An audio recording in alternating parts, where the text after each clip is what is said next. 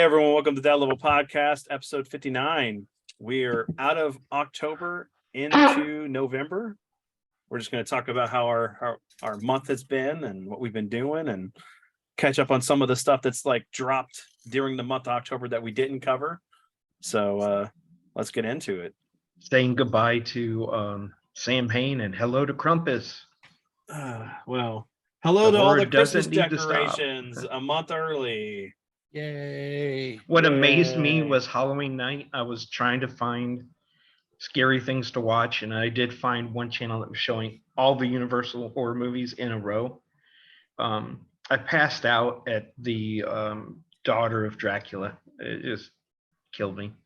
But half my cable channels were showing Christmas movies. Wonderful. I was like, what's going on? And then a lot of the series, on the main channels, they didn't celebrate Halloween this year, which was shocking. I mean, I remember when shows would do the Christmas, Thanksgiving, and Halloween episodes. We didn't get to decorate, but no one on the street did. And but there was a stream of kids that we were dealing with. That's why we didn't record yesterday. But it was pretty cool. Anna walked all the way down a couple blocks with Edward and Jeremiah and the neighbors' kids to get candy and stuff. Well, I tried to start a new tradition this year, and that is like when kids walk up and ask for candy, I take one from them. But it just didn't hit it off like I thought it would. And so people quit coming, which was what I wanted to begin with. Up here, the big thing this year, no, bad.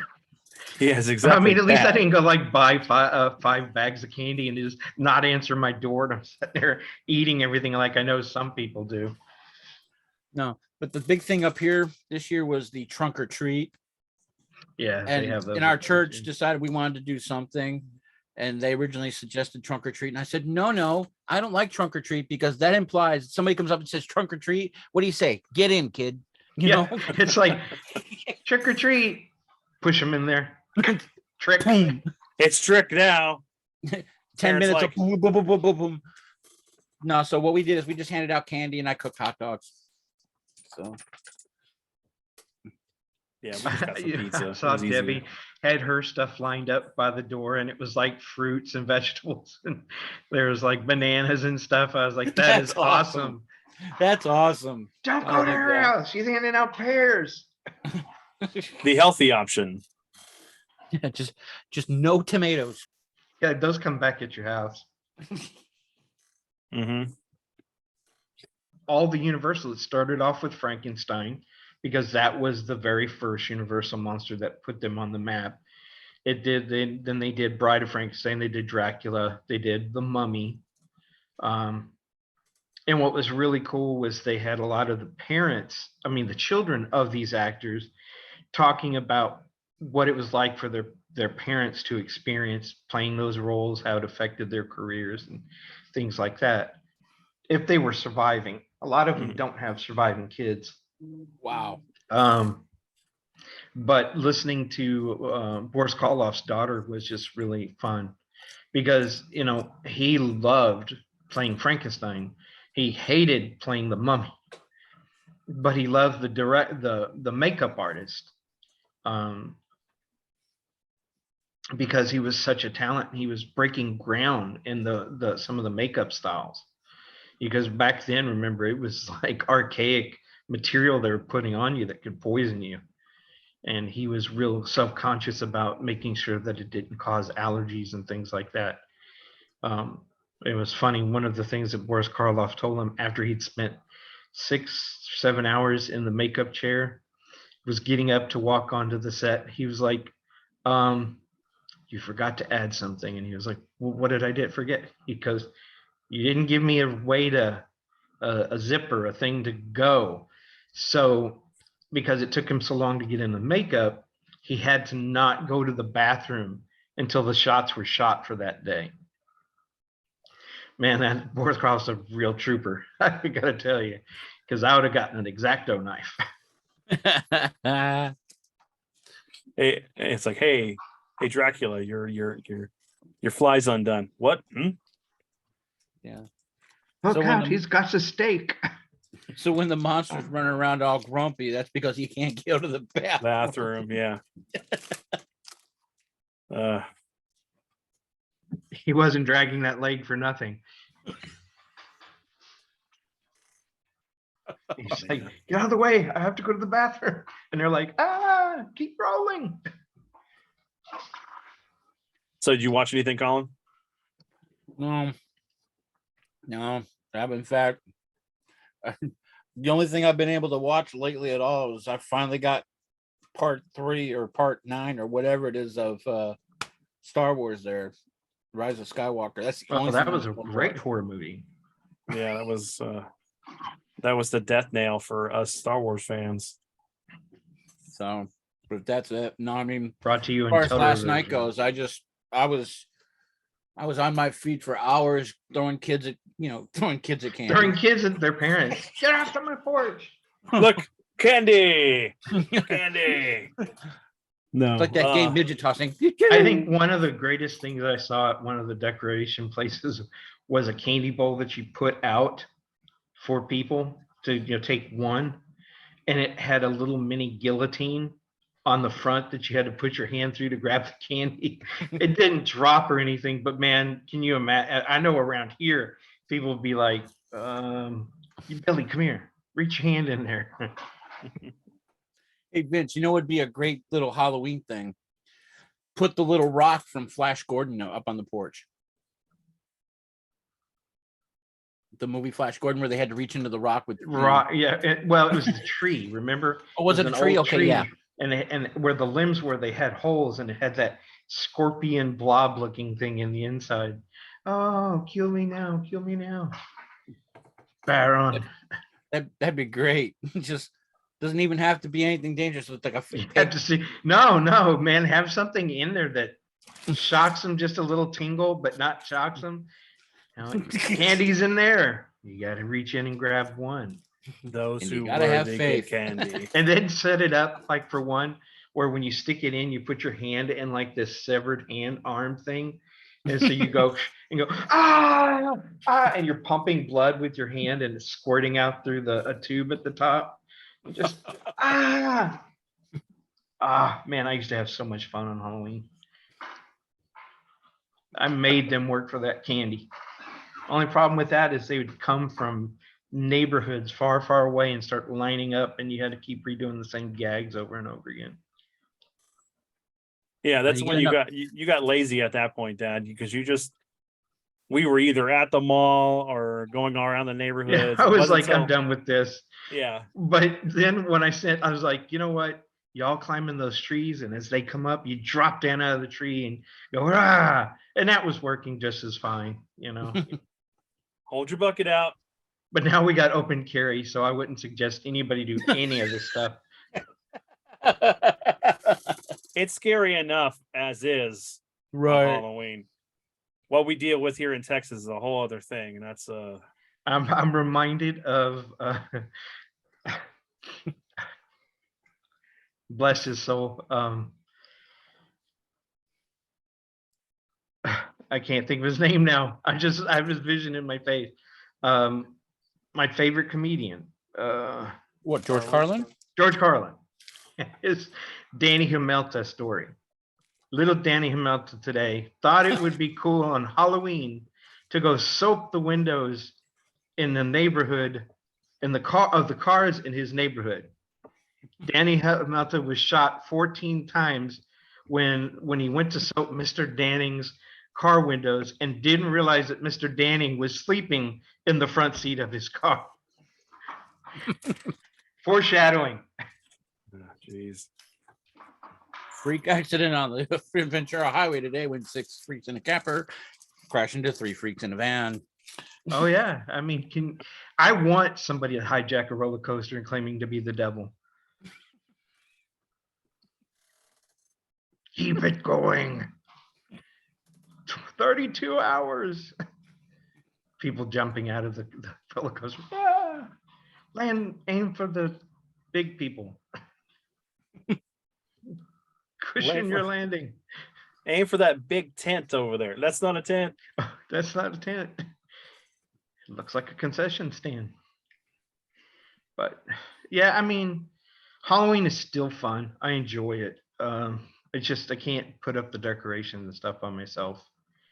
And it after a while, man, there were times here that I never got to sit down. I had to sit by the front door with the candy. And I went through the last time I handed out candy, I went through 7 bags. And then some of the kids weren't even trying. They had like boxes taped to them. What are you? I'm a trash man. Here's your Oscar, but get off my porch and get any of my candy. Oh man. No, I really wanted to decorate this year, and especially considering Edward's 8 now. But because of this job, I'm just like I was mentally zoned out. I mean, by the time I he's got at the home, right age. You need to. I know, These are big production times for kids. I know, Yeah. and that's what next year's going to be. Hopefully, I'm in a better position. I'll put Yeah. it that way, and I can be in a better state of mind. But no, he had a blast. The sad thing is, Edward doesn't eat candy. He's not a big candy eater. So it's like, Also, then he can sell it at school the next week. yeah. I remember you be able to do that. No, he can't do that now. He's at the corner of a stairwell with a big You want some big candy? pillowcase. He's like got a coat on.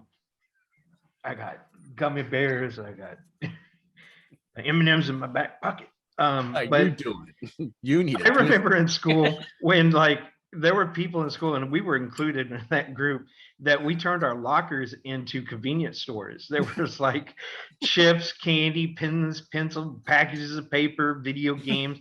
You know, what do you want? I've got everything here. You know, and what was it? The class where they teach you business Probably in high economics. school, and the teacher walked by and he goes, "I see you're learning from my class." We're like, yeah. Capitalism, yes. Until somebody who shall not be named, my brother, told somebody the combination to my locker, and I come back in and I was ripped off. It looked like, you know, somebody had just came in and pilfered everything.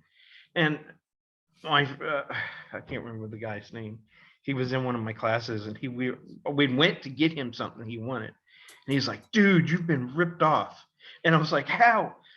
My friggin' lock is still on my thing. It's a combination lock. How did they get in?"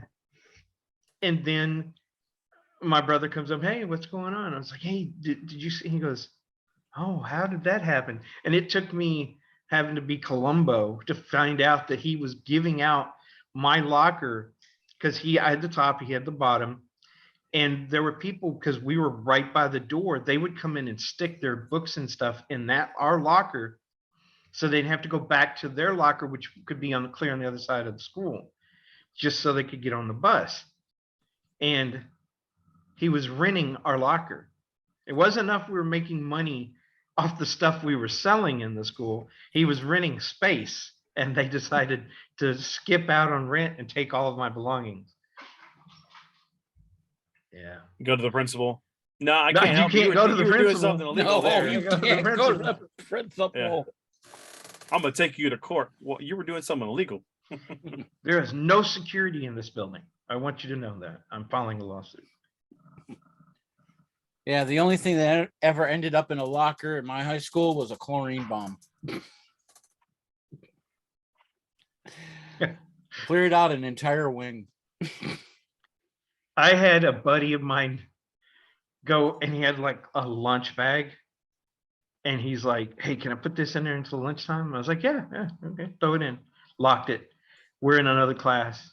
All of a sudden, you know, the dogs start coming in and all that stuff. And he's like, "Dude." And I'm like, "What do you mean, dude?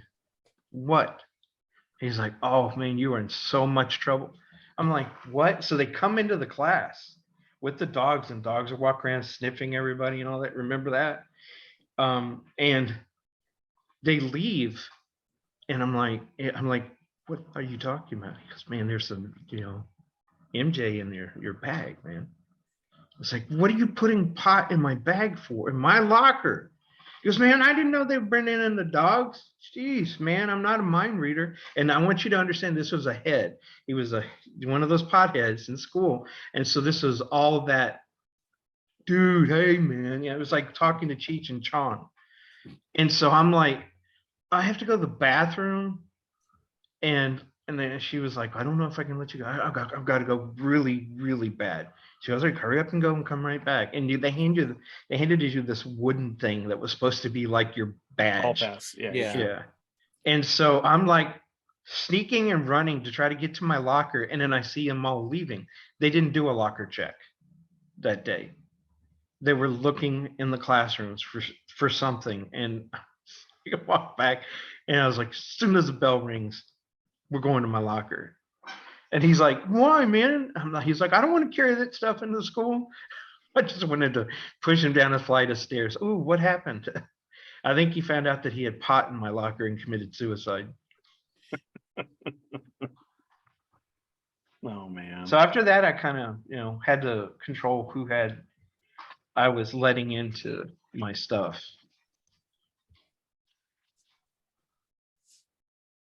Wow. Hey, yeah, I didn't American never let anybody borrow educational my system. locker.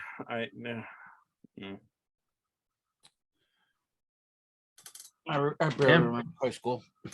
Well, back then you didn't get to carry a backpack around like you do now. Remember, you had to carry all your books for the next 4 classes. And if you had a girlfriend, you had to carry her books too. Yep.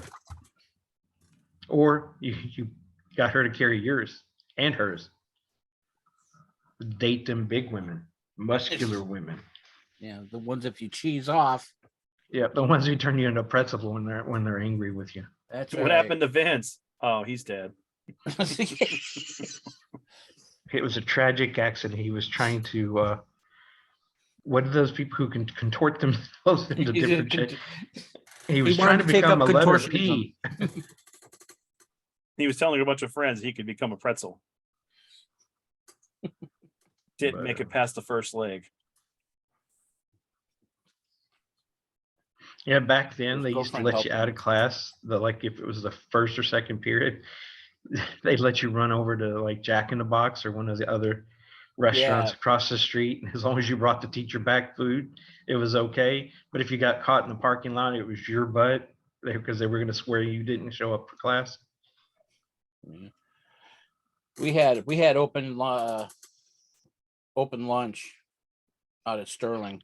Oh, where you could leave the school to go eat and come back? Yeah. Yeah, our class classically ruined it for everybody else for all the time because we were just so horrifically bad that they said, nope, we're not going to do that anymore. Well, I mean, it got so bad, like before you could get out the door, you were taking like orders, like you were a server. Yeah. 10 orders of something. And then you got to get across the parking lot and across the street without being seen. And then like Jack in the Box was really the only thing open in the morning at that time. Dairy Queen wasn't open. The Pizza Hut and stuff wasn't open. And then you're coming back trying to be stealthy, carrying bags of food and crouching down through the parking lot and going through cars so you can get to that one door that none of the teachers ever walked by. Well, we had the Dairy Queen across the street, remember? Yeah. For South Houston. South Houston, yeah. I hit that a lot when I was working at Third Planet right there next door. And they had the subway right across the street from you guys too. Well, when I was in school, yes, they did, but not when Colin was. No, all I had was Dairy Queen. Yeah. And the Dairy Queen was catty-cornered off to the. If you're facing that, you're not the school, the opposite direction. It was off to the left. From where I was at Third Planet in the high school, was basically it formed a V to the Dairy Queen. Yeah. And then we also had that donut wheel over there too. You'd drop us off over there to go get donuts in the morning and drop us off at school. Yeah. And then Well, yeah, because And we I had, used to have to pick your mom up in that friggin' parking lot, the school you guys went. And I had Dobie stickers all over my car. And we had such a rivalry between Dobie and Southeastern.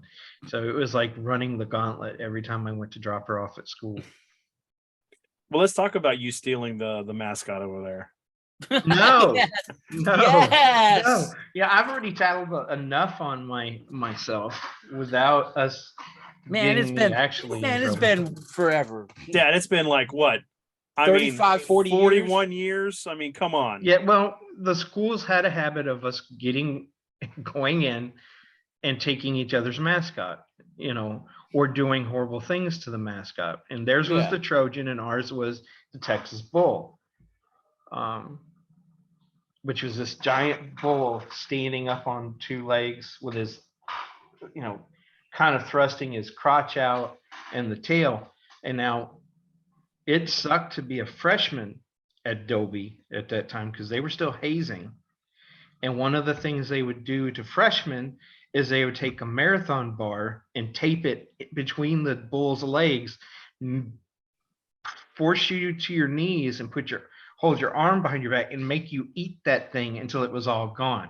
It never happened to me, but I watched it happen and I could see the terror in some of these other freshmen eyes, and they'd be begging us for help. And you're like, you're on your own. I'm not. And then I ain't a freshman. I'm a sophomore. no, I was a freshman when I went to Dobie, but we lived in Tilden for half the year, and I had one senior class, two junior classes that at Dobie, they were, freshman classes in Tilden, but at Dobie, they were the senior classes. So I was in a bunch of senior classes, and a lot of people assumed I was, not a freshman, that I was a junior or senior. And I didn't tell them the opposite. I just let them believe all that, what they want. And then Mr. Mars, one of my teachers, burned me on the very last day of school. We're watching the clock. Everybody stopped working. We're all waiting for it. And all of a sudden, about 5 minutes before the bell rings, he goes, "So what was it like taking senior classes as a freshman?" And you hear, what? The football players, all the jocks are just, what? You're not, no, I'm not. And then they were like, like race cars, like at the line. And he's like looking at me and he laughs and he goes, "Get your stuff." And he goes, "Come up here." And I walk, he goes, "I'm gonna give you 5 minutes a head start." And I was like, man, I was out the door. All right, bye, everybody. And I'm like running. And then the bell instantly rang when I got to the stairs. And I was like, that wasn't 5 minutes, because I could hear them crashing out of that door, screaming my name, "Shooter, shooter, get him." And I'm like running down the stairs, grabbing people, pushing them in front, behind me, in front of them, knocking books down, run by, doing anything I can to get away from them. And I made it all the way past the cafeteria to that hall that led to where the buses were. And I was like, forget whatever I've got in the locker. F it. I'm taking whatever I've got with me home with me. And I'm running. And they went upstairs, crossed over, and then there was a set of stairs that came down in the middle of that hall. And they got ahead of me and behind me. And I just go crashing right into them because I didn't realize they were going to do that. And they lifted me up and they were holding me like a prize game, marching me towards the bathroom. Swirly, swirly, swirly. And you never wanted to have your head shoved in one of the boys' bathroom toilets because they never aimed, and they were like perpetual diarrhea all the time. So they were stained and nasty. And that janitor sucks. Grabbed to the door, right? Like this, and I'm holding on to the door, and they're trying to push me in, and they're trying to knock my hand down, grab my hand down, and they get me, and then they're trying to put me in the stall. So I grab the door and start banging it against one side of me where the guys were, and they were like wrestling me to the ground. And one of the coaches comes in and goes, "What the heck is going on?" He didn't say heck. "It's going on in here. Shooter, are you okay?" No. I said, "I am now." And he's like, "Well, you ought to be moving, right?" And so I grabbed my stuff and started running. And I just was running towards that door. And then I hear him go, "Get him." You son of a. And I'm just running. And I hit that door and I didn't stop till I hit Alameda Mall. I ran all the way to friggin' Alameda Mall. I didn't have my car back then. I hadn't got the car yet. So I was hoofing it. And they chased me for a good ways. But, you know, once I hit not Blackhawk, whatever that other road was that you could go through the back neighborhood, they were like, "Oh, forget this, man." You know, and they were like, "I didn't know that fat boy could run." You don't know nothing. And so they all waited for me that next year, and they were like trying to, "Oh, well, we're going to get you, you know, I think it was like the second day of school, you know, we owe you for last year." It was like, and then I made friends with a guy named Glenn Gilbert, who was on the football team, and he would protect me. And then somebody was forced to push a penny across the activity center, and it was like cobblestone like brickwork, and they pushed him and it caught his nose and it ripped this part of his nose, and he was just bleeding all over, and that put an end to hazing at the school. And but they didn't stop him from trying to get me. So I'm guessing because these were seniors chasing you, right? So next year. No, some of them were juniors because it was junior and senior class. Okay, because I was like, did some of them not No, graduate? I'm sorry. I can't say his name, but there were at least 2 guys who were seniors 3 years in a row. So Okay, there we go. That's what I was talking about. And I think that was because they were on the football team and the coach wanted to keep them. You know, these are the guys who go up and bench press cars in the morning. I didn't have to worry about. I want to say one of them's name because he was such a pain in my butt. And I remember, but we were in American history and he was thumping the back of my ear because he sat right behind me. He's like, "Come on, shooter, do something. Like, come on, just do something." It's like, And then his buddy was sitting over here. Glenn sat in front of me. I can't remember if it was Ricky or Charles who sat kind of catacornered. And so he was just egging on me, picking on me. And I was like, "Hey, Mike, I heard your mom got a new job." He's like, "How'd you know my mom got a job?" I said, "Well, I heard it's all over the school." "Who was talking to us?" "I mean, she's working at the zoo, right? Giving, you know what, jobs to the monkeys."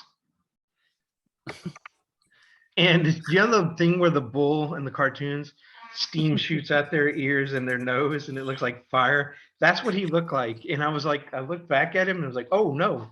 And I started running up the aisle. I threw my desk over and one of the teacher was coming in the door and I grabbed him and was using him to block.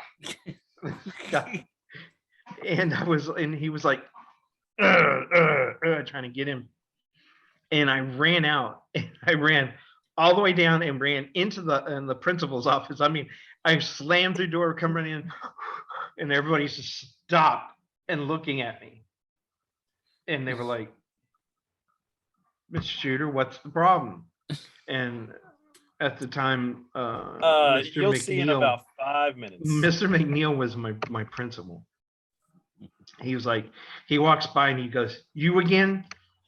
Get in my office." So and me and Mr. McNeil had a unique relationship. He met my dad and did not like to ever have to call my dad to the school again because he popped me. And back then you got pops. You got your pops and you went back to your class and everything was fine. You had to really go out of your way to get detention and stuff like that. And so he didn't pop me in this sense. He just called me and goes, "What's going on?" I told him what happened. He goes, "You get more something with sugar than you do with vinegar. Your mouth is what causes the problem." I said, "No, it's stupid people that cause the problem. My mouth just happens to, defend me or works faster than my brain does." And so, but this other time, he popped me because I was late and I was running through the hall trying to get to my class because like after 5 minutes, the door shut and you had to go to the principal to get a thing to go back in your class. And then they told you, you know, well, you missed the class. You could be sitting in the office the entire all but 5 minutes of your class, but you were counted absent for that period.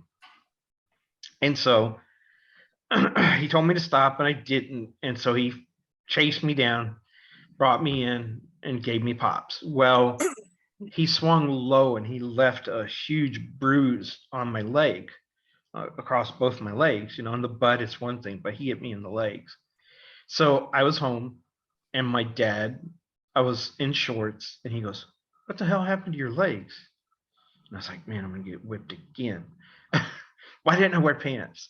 So he goes, "Boy, come here." And we went in there, and you remember the trailer, Colin, that table by the refrigerator. Yeah. And he set me down. He goes, "Who did that to you?" He was thinking some boys had grabbed me and whipped me or beat me. And I told him what happened. And I got in trouble for being late. And it's because I missed the bus. And so I had to run to school. But he was like, "Nobody hits my kid. If they call me, I'll come up there and I'll whip your butt, but they don't." So he took me to school the next day. And then we went straight to having a conversation with Mr. McNeil that he wasn't prepared for. And he kept calling. He's like, "No, Mr. Willis, you understand we have to maintain control in here and all this stuff." And he was like trying to reason with my dad. You didn't reason with my dad. No. And so my dad stood up and he walks over and he locks the door. And I'm like, I stand up and I was like, "Dad." He goes, "Sit in." Because the first thing that popped in my mind that we were all going to jail. My dad was going to beat the living crud out of this principal. And so he's like, "Just calm down. I got this." And I sit down and I'm just like nervous. I don't know if you've ever been really, truly afraid and that fight or flight kicks in. Man, I was there. I was like trapped in a box trying to figure out how to get my way out of here. And he leans over the desk and he goes, "If my kids do anything wrong, you call me. And if there's any punishment to be dished out, I have no problem doing it. But you ever touch one of my boys again, I am going to drag your ass." And he goes, "What's that thing outside we walk through?" So that's the activity center. "I'm going to drag your ass out into the activity center and I'm going to take my belt off." My dad had that big belt with all the metal rivet things on it. "And I'm going to beat your ass in front of every student. Do you understand me?" And that Mr. McNeil was not a small man, but my dad was not a small man at all. And he was like, you could just see, what do I got to do to get out of this? And my dad was like, "Are we in an agreement?" And he was like, "Mr. Willis, yes, we will call you from now on." And my dad goes, "Come on, we're going to go eat breakfast." He took me out of school and we drove over and had a nice breakfast at this little cafe over on Spencer Highway. And then he dropped me off and I went in. And so after that, it was, "Good morning, Mr. Shooter." I asked, "How's your day, Mr. Shooter?" "How's your father, Mr. Shooter?" And I said, "He's fine. He just don't want to come back. He doesn't want to have to come back up here. We don't want him to have to come back up here. You have a good day, Mr. Shooter." And then at Adobe at the time, you graduated out of your old principal into new principals as you went to the higher grades. But then I ended up with him again later on because the principal retired and he took over that position. But it was an interesting lifetime. And I actually enjoyed school. What's wrong? Can you hear me? Yeah. Couldn't hear you, Vince. Can you hear me now? Yeah, there a whole bunch of stuff popped up. Your microphone defaulted. Microphone can't be detected. Whole bunch of stuff. Weird. Well, I muted myself if you're talking about me because I needed to. No, I mean Vince went muted. Your dad. He all of a sudden, and I had a bunch of stuff pop up on the screen. That was probably the universe going, "You don't want this going out on a broadcast." So No, whatever I we said, need to go back to that the whole thing about you taking the no, that Trojan statue. That thing, I hated that that thing. I started a hated going to that war. school. Yeah, I mean, that started a war that culminated in a fight at a football game, all because of taking the Trojan statue. But that's what you did back then. You went and got the other school's mascot, and you either put it in the parking lot, defaced it, or did something else. I mean, it was a different world back then. Oh, and for the younger viewers, pops meant paddling. Yes. Yeah. Back in the day, they had 2 or 3 foot slabs of wood. It looked like a Oh, cricket bat. They looked like a cricket bat, Yep. and you used to get paddling for any infractions. Yeah. And then if they were really mean, they drilled holes in it so you could hear it whistle Oh, as it yes, was them wiffle approaching bat you. sounds. I Well- remember in junior high in San Antonio, we had it was a 3-level school. And so you had a stair that went up, went to the second level, and another stair that went up on the other.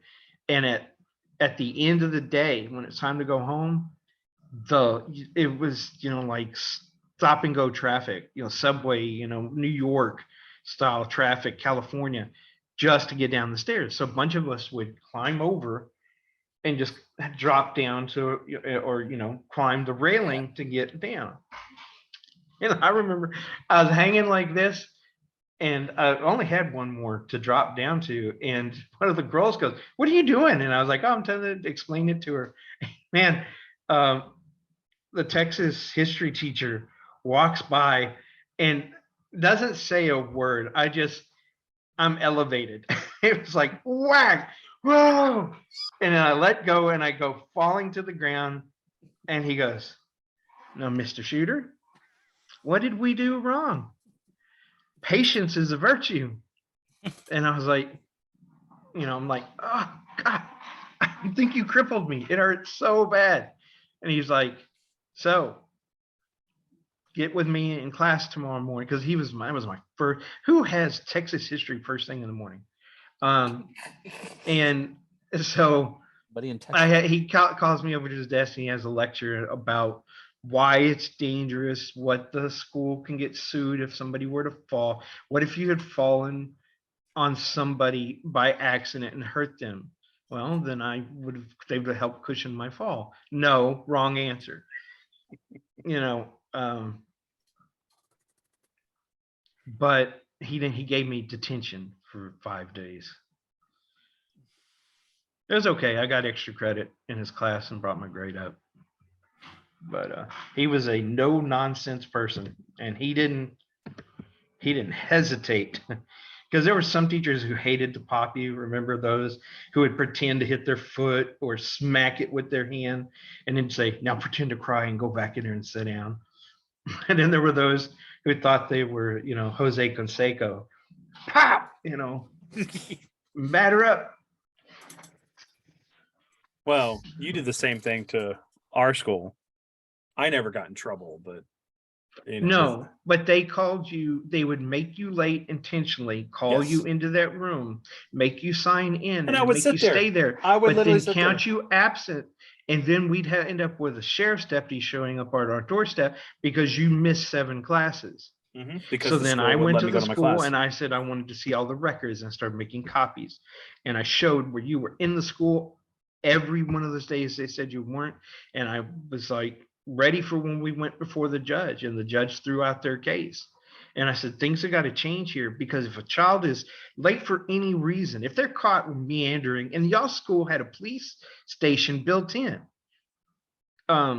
if they're caught meandering, that's one thing. But if you're racing to get to class because your locker is here on the opposite end of the school where your first period is, and you're late because of that, that is not the student's fault. And or we would get to school late because it was like you had something going on with work, you were getting calls, and you couldn't leave the house right that away. was back when I was we were doing on-call work. And because we live so far away from a bus stop, that's another thing. There weren't enough buses back then. And you guys would have had to walk over a mile to get to the bus stop for you. So I tried to take y'all, and then lucky enough, my shifts changed where I was working and got better. But it doesn't matter whether you're late or not. There were times when we'd show up just as the bell rang, and the teacher would get help, be right there, because where I drop you off, there's always a teacher walking under that causeway, and would say, "Okay, get in, go on." And then by the time you got to your locker and did something and got to your class, they'd shut the door in your face. Yeah, they tell me go to the principal's office. And then when I'd come up to talk to them about stuff, the place was full of students trapped in this cycle. I remember I was sitting there one time, and there were 15 students in that room with me, all of them waiting for the next period. They had to then go up and be checked in by that lady at the attendance office to allow you to get a paper to go to class. And yeah, You would sit there man, like you're 2 to setting 3. up Yeah, you people would sit for there for fail. like 2 to 3 classes. Yeah. And it's like, oh, well, I guess I'm going to sit here and there's nothing to do. And the other thing was, you missed out on that work. If they knew where you were, send the assignment down. Put the students into a classroom so they can work on that stuff with like a secondary teacher. So they're not missing out on the work because you're trying to, force this attendance policy. And I just remember people getting arrested for nothing. Those officers acted like, friggin' Gestapo agents. South Houston was Well, bad. where's your belt? It became Why aren't you bad. wearing a belt? Why is your shirt untucked? Why are your collar flipped? Kids were having to wear uniforms at one point, and then they were trying everything they could to make the uniforms unique to them, because in school that's important to you to have your own identity. And they wanted conformity. They wanted you to dress and act all the same. And that's not what kids are, and that's not how the school should be. Oh yeah, I used to have a lot of trouble with that school. Well, and remember, like when I first had to, what was that, Miller? I had to start shaving for the first time because I just had peach fuzz. And I'm like, guys, I'm not trying to sit here and grow facial hair, and Dad, I remember you going, this is going to be the thing you're going to hate for the rest of your life, because now that you're doing it, it's going to be the one thing you're going to. I was like, yeah, because day. it was like that fuzz that your mom used to get sometime. It was really light. I only saw it if the light hit it right. And I was like, don't shave, because the minute you shave, it grows back thicker and harder and fuller. So the minute they made you shave, they guaranteed that you were going to have to shave for the rest of your life. And then of course, then there was the principal that followed.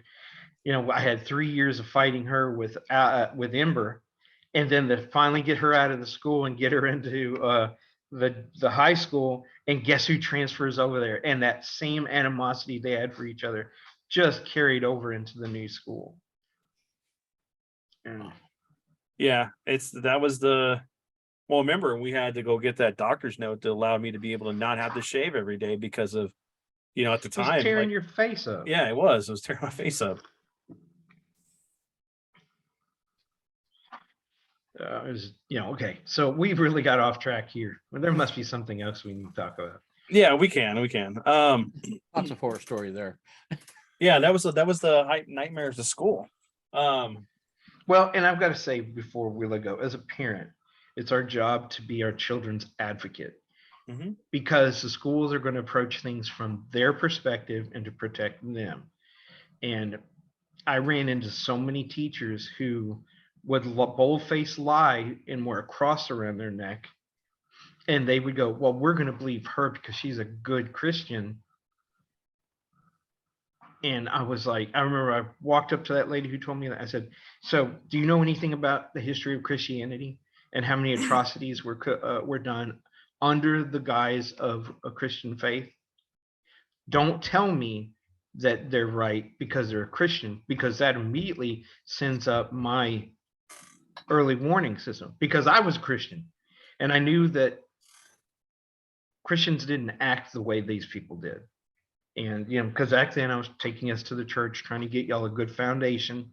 And then when y'all reached a certain age, then it was up to y'all whether you were going to follow that faith or not. But these people were trying to force that on you. I remember the shirts where I bought you the alien that was a cartoon version of the alien. You could tell it was the alien, and they were come bring a shirt up here because he's wearing a demonic shirt. And I walked in, I was like, have you ever never seen a movie before? What? And then they did the same thing with Ember's binder, which had all those rock band people on it. Mhm. And they were saying it was cultist material. Oh. It was bad enough I had to fight my way through school, and I had to do it for my 2 kids. And Well, one principal. Now I know where your kids get it from. yeah, Oh no, man. Oh. that that ticked me off too, because there was that old man who was like saying that shirt, even though I came to school with the Aliens t-shirt from the movie. That was the whole The thing, actual alien. looking one, yeah. Yeah, it looked like a 'Cause xenomorph, and then at the back it had the tail come into the thing. It says, There's it had "In the space, no one was can it hear you was the tail or scream." the mouth? I can't No, it remember. was a tail. It was a tail. His tail bursting through the back of the shirt with blood splatter and all that Mhm. other, and they never said a word.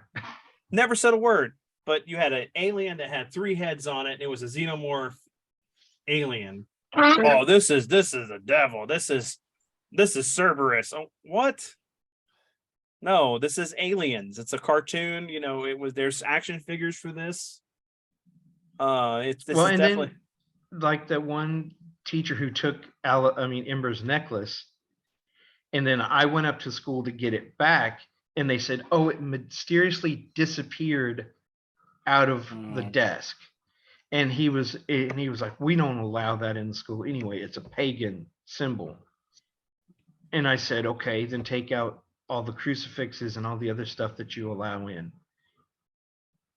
And we got into that heated conversation about that. And Well, Jimmy, because you're gonna talk about one religion, and then you're gonna not. I wonder how many other people were dealing with stuff like that. Star of David for Right. Jewish people, and all that stuff. It's like, if you're gonna do it for one, you gotta do it for everybody. and then there's favoritism in the school. There was those girls who were bullies, but because they were on one of the sports teams, they got away with everything. And even when you caught evidence of them doing it, Mhm. the school would just slap them on the wrist. You could tell the favoritism in schools went a long way. Jocks got away with everything. Larriettes and the cheerleaders, man, they were some of the worst kids in the school, but they never got in trouble. That's why I was such a brat. I wasn't a brat, but I didn't take any. I remember they were in the activity center at Adobe, and they were carrying out the banner for the football game that was going to be that night, where they lay it out and take up the whole center and paint it with all the stuff on it. Yeah. And they were walking across the walkway. And your brother was walking with me, and I was like, do I do it? Oh yeah, I do it. And I just ran, and I go, yeah, and I ripped it. And man, I was attacked by the football guys that were helping them. Some of the teachers, they worked really hard for that. Well, I worked really hard. I don't like to run. That was a big effort for me to run down this hallway and time it just right. You're such a smart ass. Well, at least part of me is smart. But yeah, I just was so anti-system because of some of the things I saw in school, and I fought against it.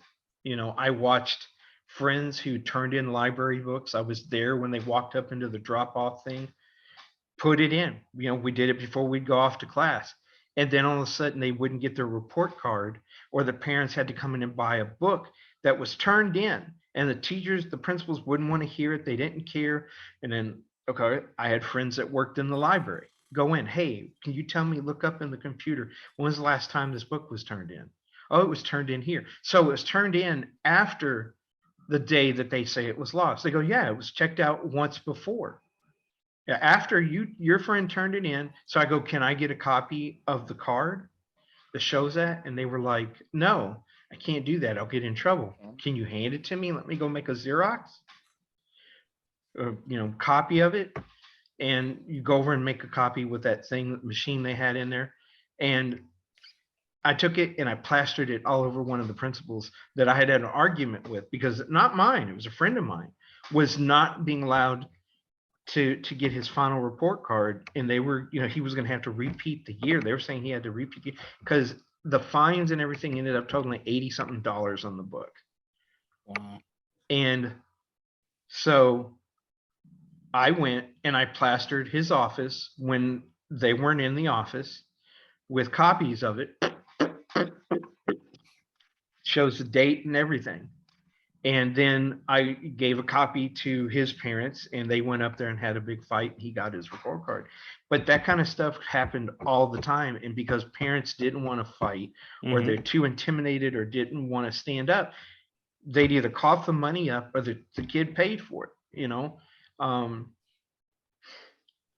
like right now with everything that's going on in schools, I'm kind of torn between it, because I always believe the parents should participate in their child's education. And too often the schools are babysitters for the parents so they can work.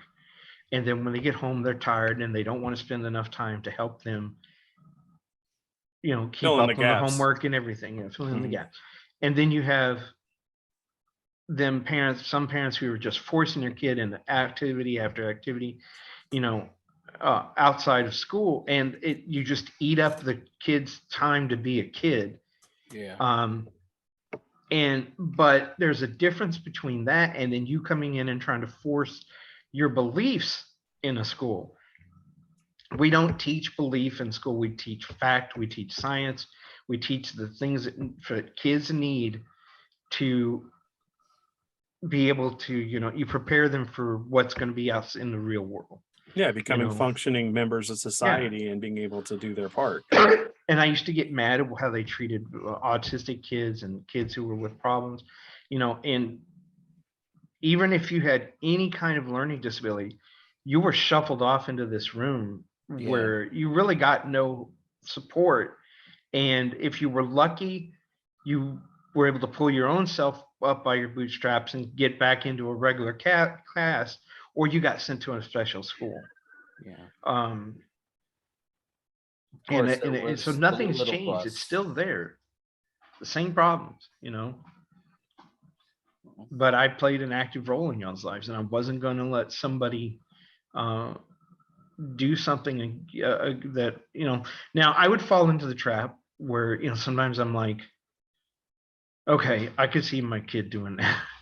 I've seen it at home, so maybe they did it, and I give the teacher the benefit of the doubt.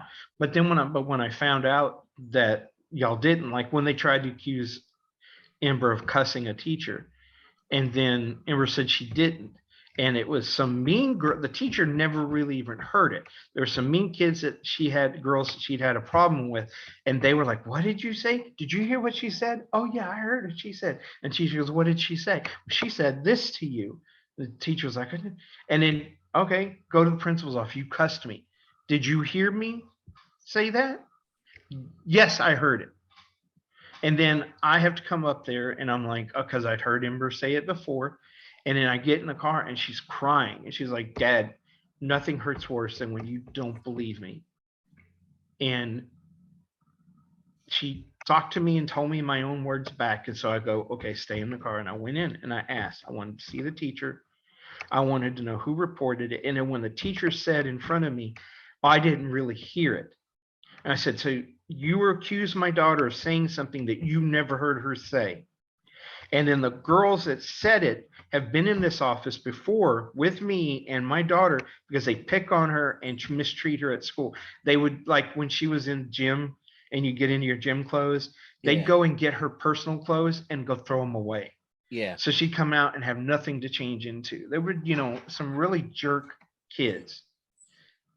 And I had to threaten to take it all the way up to the school board and start an investigation. And they were like, "Oh, we're just going to drop it." No, you either admit my daughter didn't do it, or we just let somebody else do this. Don't say we're going to just drop it, because that's you still believing it happened, but you're trying to placate me. Yeah, that's we're going to agree to disagree kind of thing, instead of getting to the root of the problem so we can, move past it, because you're still leaving that animosity there. You're not resolving the issue and adding more to it. Yes. You know, that's like that whole garbage that we were dealing with Edward at the school over here. I'm so glad that we got him over at the new school because he's actually learning. He's reading.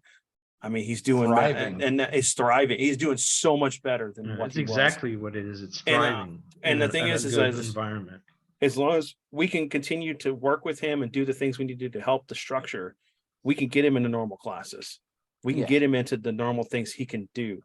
We just got to build the confidence in him because he's afraid because of what the stigmata they put on him. And it's, you know, Yeah, that's your sad. job is to give him the tools to be successful in life. This turned out to be a really dad level episode. Colin, Once in a while we do this. yeah, we do. I went through all this stuff with 4 kids. So I didn't know if there's anything you wanted to add, like some of your No, perspective is. no, I for 20 years I did the same battles. 20 years with 4 boys. Makes you think about just how many parents and children go through this stuff. Yep. And now you got all this modern day stuff going on top of the usual stuff that happens. Yes. You know, it's like you said, the ideas and beliefs are being brought in where it needs to be, you know, there's a curriculum for a reason. A reason. There's a structure for a reason. Stick to the structure, stick to the curriculum. Keep your personal Stick to stuff the at facts. home. Opinion is not a fact.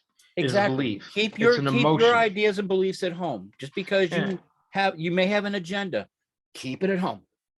You know, Don't and give it that's to the the one kids. thing is we've always lived here in the US by some of our myths from the old television shows, the retelling of historical events. But the historians and the people who actually archivists, they were the ones we turned to verify information. It wasn't, I'm going to go turn to my popular news source that's going to, confirm what I believe. Right.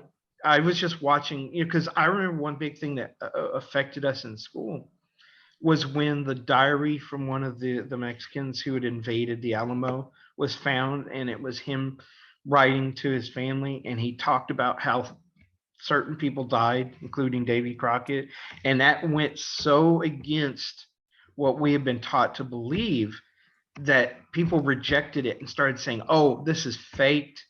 It's not real." And then once more evidence started coming out that it was real, then we had this fracture. There were people who believe this and people who believe this. There's a problem there. We have to, for society to succeed, we have to agree on certain principles, on certain things as fact. Air, up, down, left, Sky right. is blue most The times. sky is blue.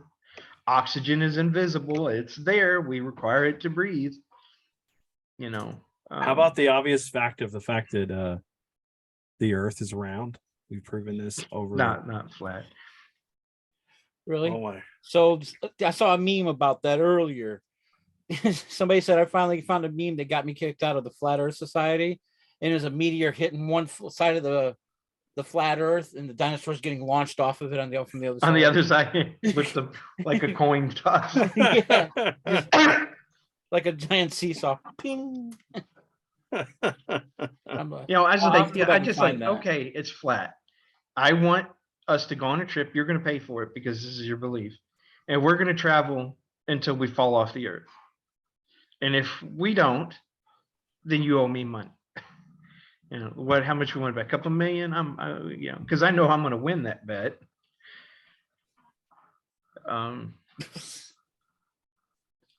Hey, at least you get to see the world and all this other stuff. They got to pay for food and all that stuff. The chupacabra stole my baby. Gave it to the dangos.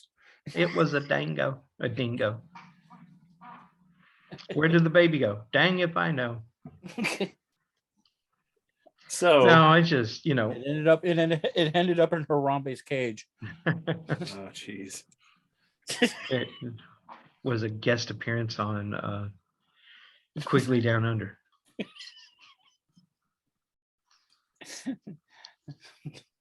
He grew up to be the star of Young Einstein. Yes, great movie. Yes. You know, I would love to see that again. I love the Tasmanian Devil at the beginning. Such an underrated movie. What was his name? That actor. Yahoo Serious. Yahoo Serious, and he was a Yahoo real Serious. musician and everything. Yeah. So Oh man. The thing is that there's a lot of movies. We were talking about this earlier, but not in the podcast. A lot of movies that we'll never be able to get from the original reel when it was filmed. yeah, because they're gone or destroyed, or Mhm. the studio wanted to remove them from the historical record, and all we get or what And then we can pull together. And then there was the Universal Fire. Yeah, well, and same thing happened in Britain. We Yeah. BBC lost a ton of material, and you got to admit, some people believe sometimes those fires, because celluloid was so flammable, Yeah. and they collected so much insurance money on the damaged property, that some of that was destroyed intentionally. Yeah. So what is this? The producers? No, I'm joking. No, they just made something that was really Really, horrible, really bad. That but ended up turning- it was so bad so it was good. successful, and then they cost them the money. Yeah, when it's a success, you have to pay back your investors. Well, and I was talking to my buddy Freak about it and stuff, about how, like, Doctor Who, and the fact that the older episodes, how they were, most of those VHSs were like re-recorded over for other things. Yeah, because they were sent out on tapes to the broadcast, but what's great is some of them were broadcast on radio back in the day, so they have the audio of the episode. So they've been going back and doing animation for the episodes and replacing what was lost, but then adding the actual sound track, and so it's like you get to see the episode. I mean, I've seen some of those, and it actually does it justice. It does. Now, the early ones were a bit rough, but the newer ones are getting better and better. I mean, some of them were like just so cardboard cut out. They made South Park look like a 3D movie. Speaking of Doctor Who, let's talk about the 13th Doctor.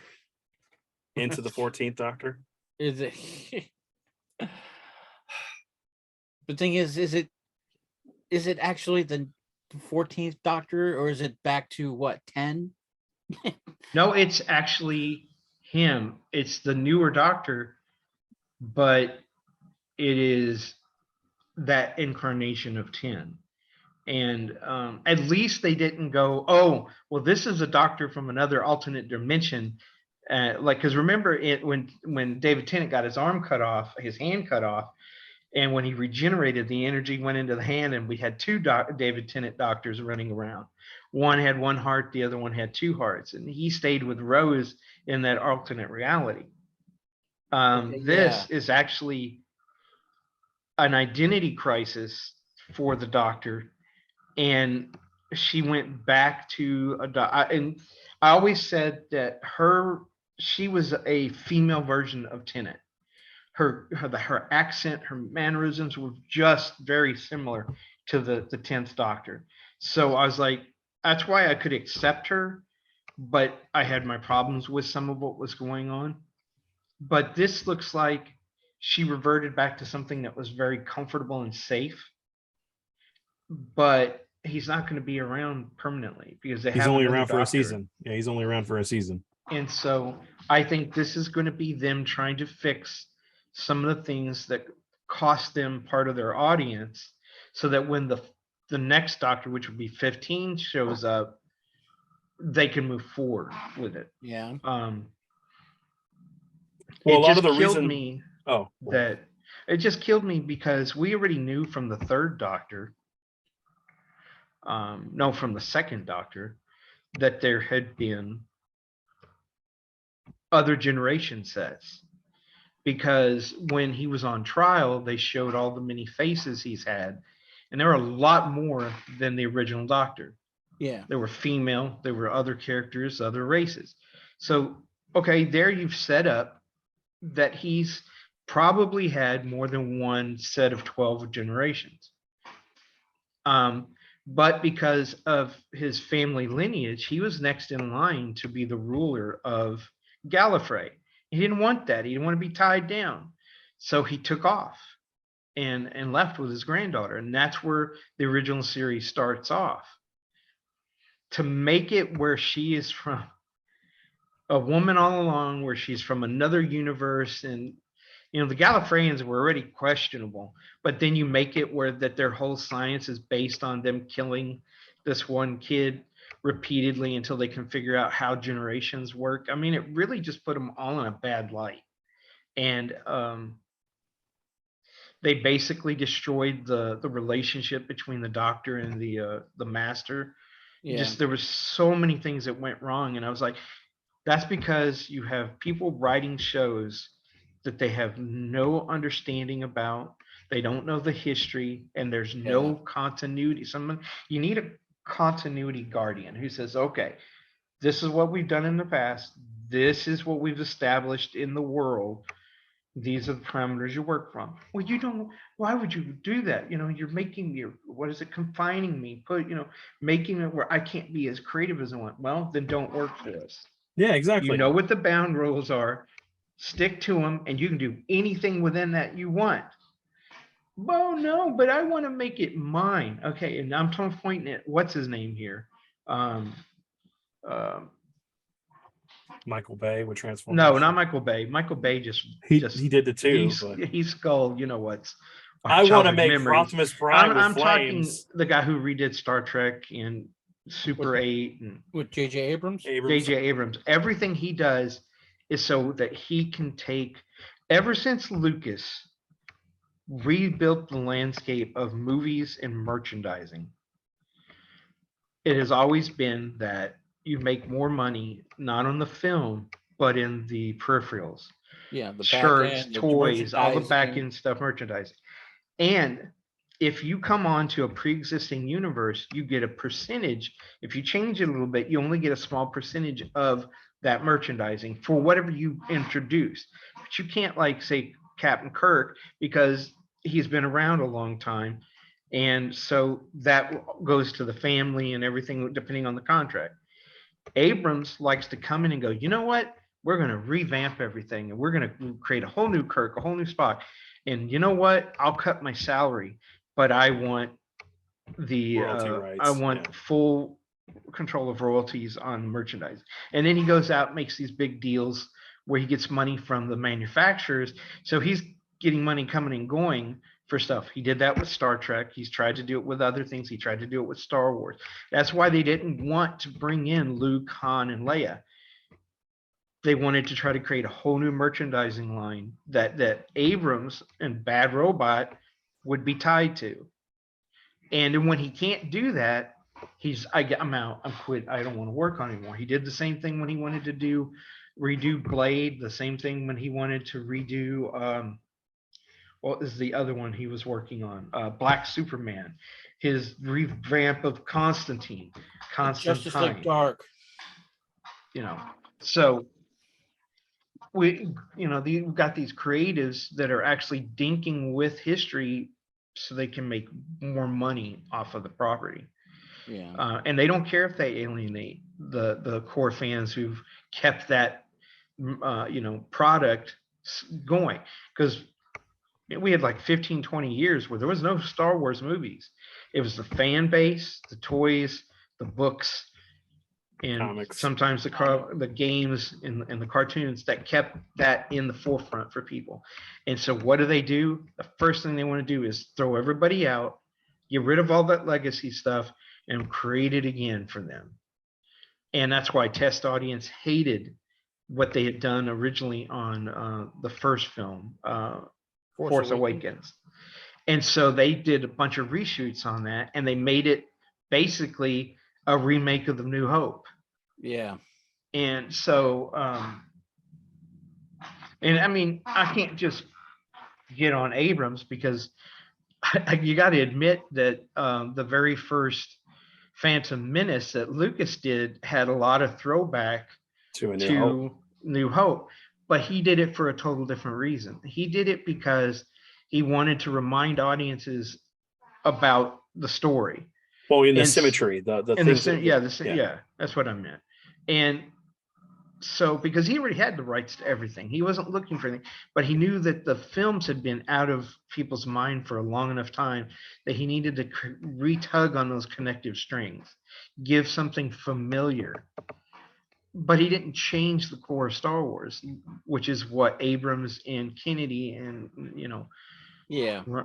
Johnson did. Yeah. All right. ruin. Going back to Doctor Who, two things. Did you hear who they tried to bring back before they brought back David Tennant? But he couldn't make it. I know Eccleston didn't want to come back. Matt older. Smith, who? Older. Oh, well, Tom Baker. Yeah, well, he was supposed to come back and do a series of 3 films. Yeah, but they wanted him back for this. Yeah, and he's too old. I mean, if you saw him in the 50th anniversary, he was not going to be running around and doing. Well, keep in all mind, kinds of you stuff. could get someone who looks like him and then do some ILM magic and make it look like he's a younger version of himself. Yeah. And he just does the voice. I mean, come on, we're already getting that with Luke right now. Yeah. No, and I agree with that, but Tom Baker has a face that he wasn't your normal hero. He the nose, the hair. He was just because of his uniqueness. He made him stand out. I love Tom Baker. Oh yeah. But I remember Tom Baker from like the Golden Voyage of Sinbad, where he was the bad guy. I remember him from what was the Tales of the Crypt, where he was the painter who killed his critic, and then the painting killed him in revenge. He'd had a big career before Doctor Who, but Doctor Who changed his entire life. Yeah. And when you're that familiar with somebody, if the technology is not right, it's gonna pop you out of the reality, and you can't spend enough of your imagination to accept it. Yeah. I could have accepted him because Doctor Who is a habit of bringing back the older doctors in their normal age, and then you're like, well, you died before you could ever look like that, but you're here now, because the way they explain time travel is it's not linear. Yeah. You can go back and forth, and so whenever you go back in time, and you don't exist in that time or that you're in, it's like you are a facsimile of what you would have looked like if you had existed. So we only had Colin Baker. We had Tom Baker. Who was the guy who after Tom Baker? The guy with the celery. I can't remember the actor's name. Then you had Colin Baker, and then you had Sylvester McCoy, which we got to meet, remember? Yeah. And then you start off with Christopher Eccleston, and Eccleston had such a horrible time on the show, he didn't never want to come back. You had Matt Smith. Well, Matt Smith came after David Tennant. And then I loved what's his name playing the Doctor. Oh, the War Doctor. You're talking about No, well, I like the guy who played the War Doctor. But no,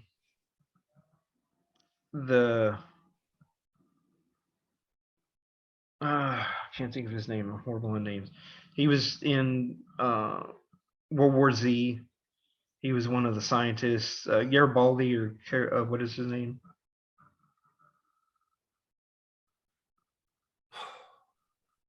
He was the last one before the female Doctor. And that felt to me like a homage because he was older again. Peter Capaldi. Peter Capaldi. Yes. And I gotta stop a cat. Go ahead, continue that. It was like he felt like wearing an old pair of shoes to me. He was modern enough, but he still fit in that old feeling of the old. Because me and you, Colin, have been watching him. I started watching him at the end, towards the end of the the second Doctor, Yeah. but I really grew up with the third Doctor, and then Tom Baker I was old enough to really get into it. And then I've watched every episode of them since. And I thought that Stephen Moffat, and I think that's who revamped it and brought us the new version of Doctor Who, but he kept it in the continuity.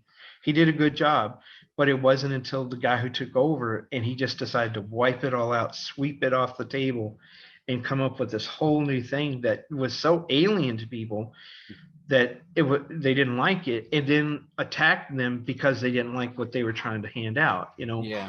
Here's the thing I got to talk about. If you're making a product that you're wanting to sell to a customer, they have to like it, or they don't have to buy it. You can't guilt them into buying it, or trying to say, oh, you're racist, or you're whatever you want to say.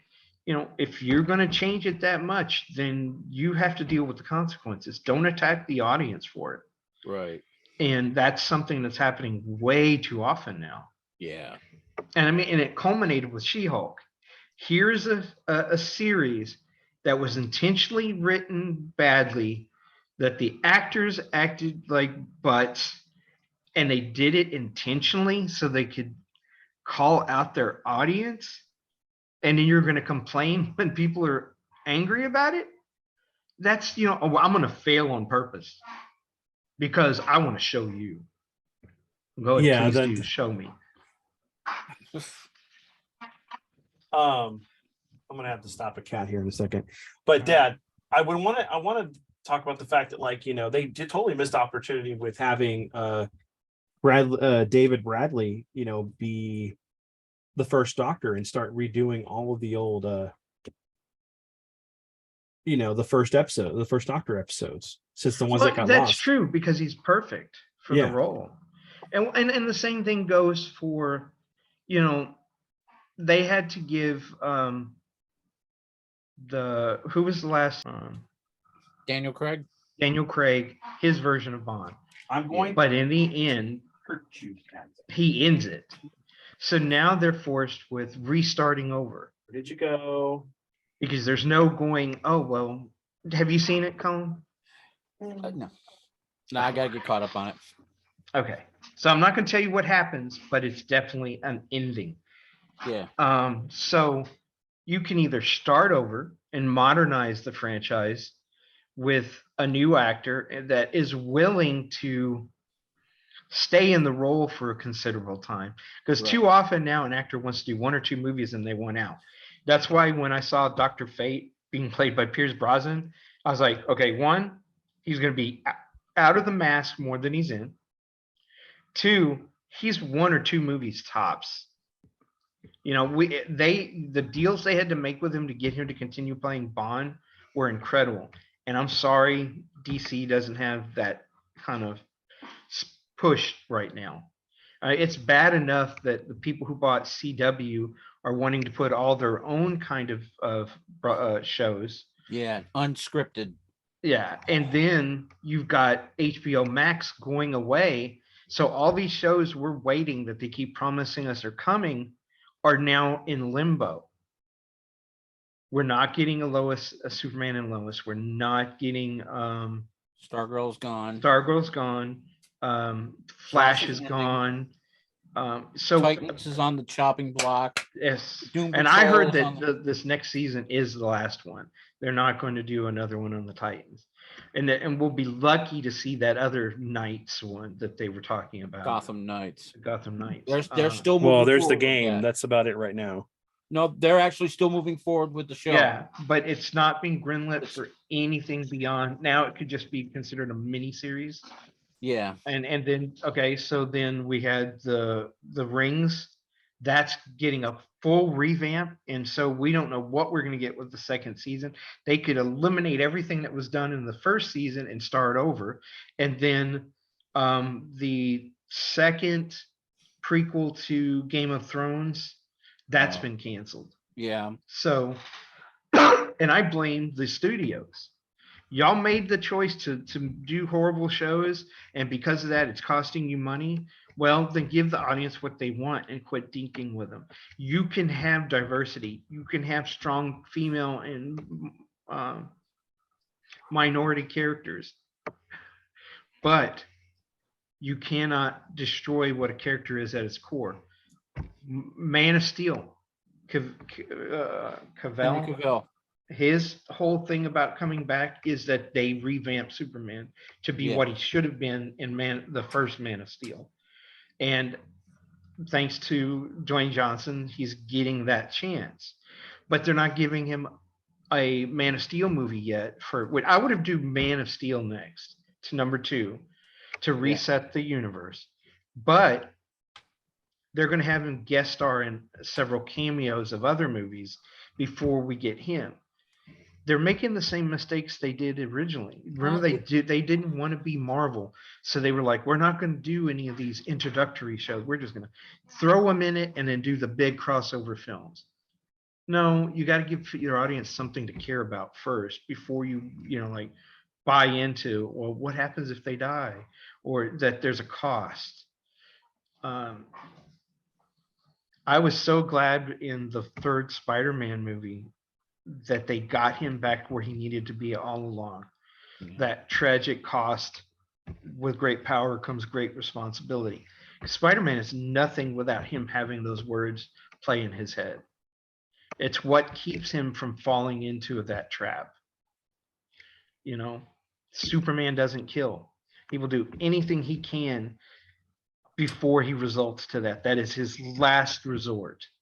And the few times he's done it in the comic, it's messed his head up so much, he ended up with a split personality, lost his powers, and all kinds of other things. Batman doesn't cross the line because he knows that if he does, he'll never come back, and he will become that which he fights. So he has no problem breaking your legs. He'll break your arms. He'll even come in and fund the money to help put you back whole and try to cure you, but he won't kill. And in society today, we worship the anti-hero. We worship almost the people who are the villains. There's no differentiating the two. And then, I thought, okay, you're doing Black Adam. Well, do him right. Make him a villain, so villainous, like he was in the comics, that when his redemption comes, it's more impactful. Yeah. But they couldn't even do that right. They when he first got his power, he was a good guy in the old comics. Charlton's comics, I think. And then after having the power corrupted him. He became evil, and he started killing thousands of his own people and thinking of himself as a god. He died. He died in his first appearance. He was resurrected by Dr. Zavanna, and then became a mainstay in the Captain Marvel universe, because it wasn't Shazam back then. And then when they took time to retell him after the Crisis on Infinite Earths and then 52 and all the different things, the definitive origin for him had him and his nephew get the power together, and they were meant to rule side by side and protect people. And he kills his nephew because he doesn't want to share the power with them. He wants all of it for himself. Okay, if you're going to do that, man, go for it. If you're going to have a villain, let him be unapologetic, and then bring him slowly back in. Give an epic tale where you see that transition. No, they kind of made him a wishy-washy character who every few minutes had to tell the audience, I'm not a hero, I'm the villain, okay, but you're doing superhero things. Occasionally he would kick or beat up somebody, threw people around, but he wasn't a villain. And instead of him being so selfish and taking the power, killing his nephew to take the power, it's his son, and his son sacrifices himself. So you took the punch right out of everything. It's all superficial, and then you're going to send first of all, Amanda Waller sending in Superman to talk with him. I'm like, he doesn't like Amanda Waller. He doesn't like her what she does and her actions, and he'll deal with people he feel are extreme, but he doesn't follow their rules. So right off the bat, all of a sudden you've got Superman not being Superman again. Yeah. And I believe, and this is what I honestly believe, that the movie should be more about Clark, him finding and reconnecting with Clark Kent, than Superman. Because Clark Kent is his grounding. It is how he was raised. I know that, like in Kill Bill, they tried to say that Superman is who he really is, but he's not. That's a costume he wears to be a symbol. But he at his core is Clark, that humanity and that love, and he's from a world that wasn't connected, not emotionally. Mm-mm. And so those emotions are ingrained in him because of the two people he loved the most. Yeah, other Martha than and Jonathan Lois. Kent. Yep. And every comic that was ever done where they tried to eliminate Clark, just make him be Superman, there's a natural progression of that type of character. And they always end up becoming like what they are in Injustice. Well, and that's the whole thing, the polar opposites between Batman and Superman. Bruce is the disguise. Batman is the real person. Yes. Yeah. And then Superman, And Clark's the real costume person. is the real person, and Superman is disguised. And I don't. It was Paul Dini, right, who did the Batman first, then he did the Super. I never always agreed with some of the choices he made when he was doing the animated movie stuff, but he had a good understanding of the core of the characters. Yeah. He never broke them. That whole thing that is in comics now of dismantling and what is it? Deconstruction the hero. Deconstructing the hero. Mm-hmm. He didn't do that. He said, here are the accepted things that the audience are familiar with. And we can play around the edges of that, but we're not going to break it. And I think DC made a big mistake. And you've got people in entrenched power who don't want to admit that they made a mistake, and they're doing everything they can to double down on it. And then you've got number crunchers in the background saying, yeah, this is fine, you can do this, but we've got to have a big blockbuster. It's got to have these big budgets. No, it doesn't. We don't need to have the big battles. Nope. Batman started off as a ground level fighter. You could do a mobster story and still have a good Batman. You could do Zaz. I mean, the criminal. Zaz. Well, Zaz. KGBs. There are so many other stories that you could do. Do the detective. But we always do want him to go as a detective. I mean, yeah. He doesn't always have to dress up as Batman. I actually liked Robert Pattinson's Batman until the ending. And I thought the whole destruction of Gotham, that could have waited for another film. Yeah. You've got an origin film here. Let him go from being the first version of Batman to becoming the and then eventually do Ra's al Ghul, but do him right.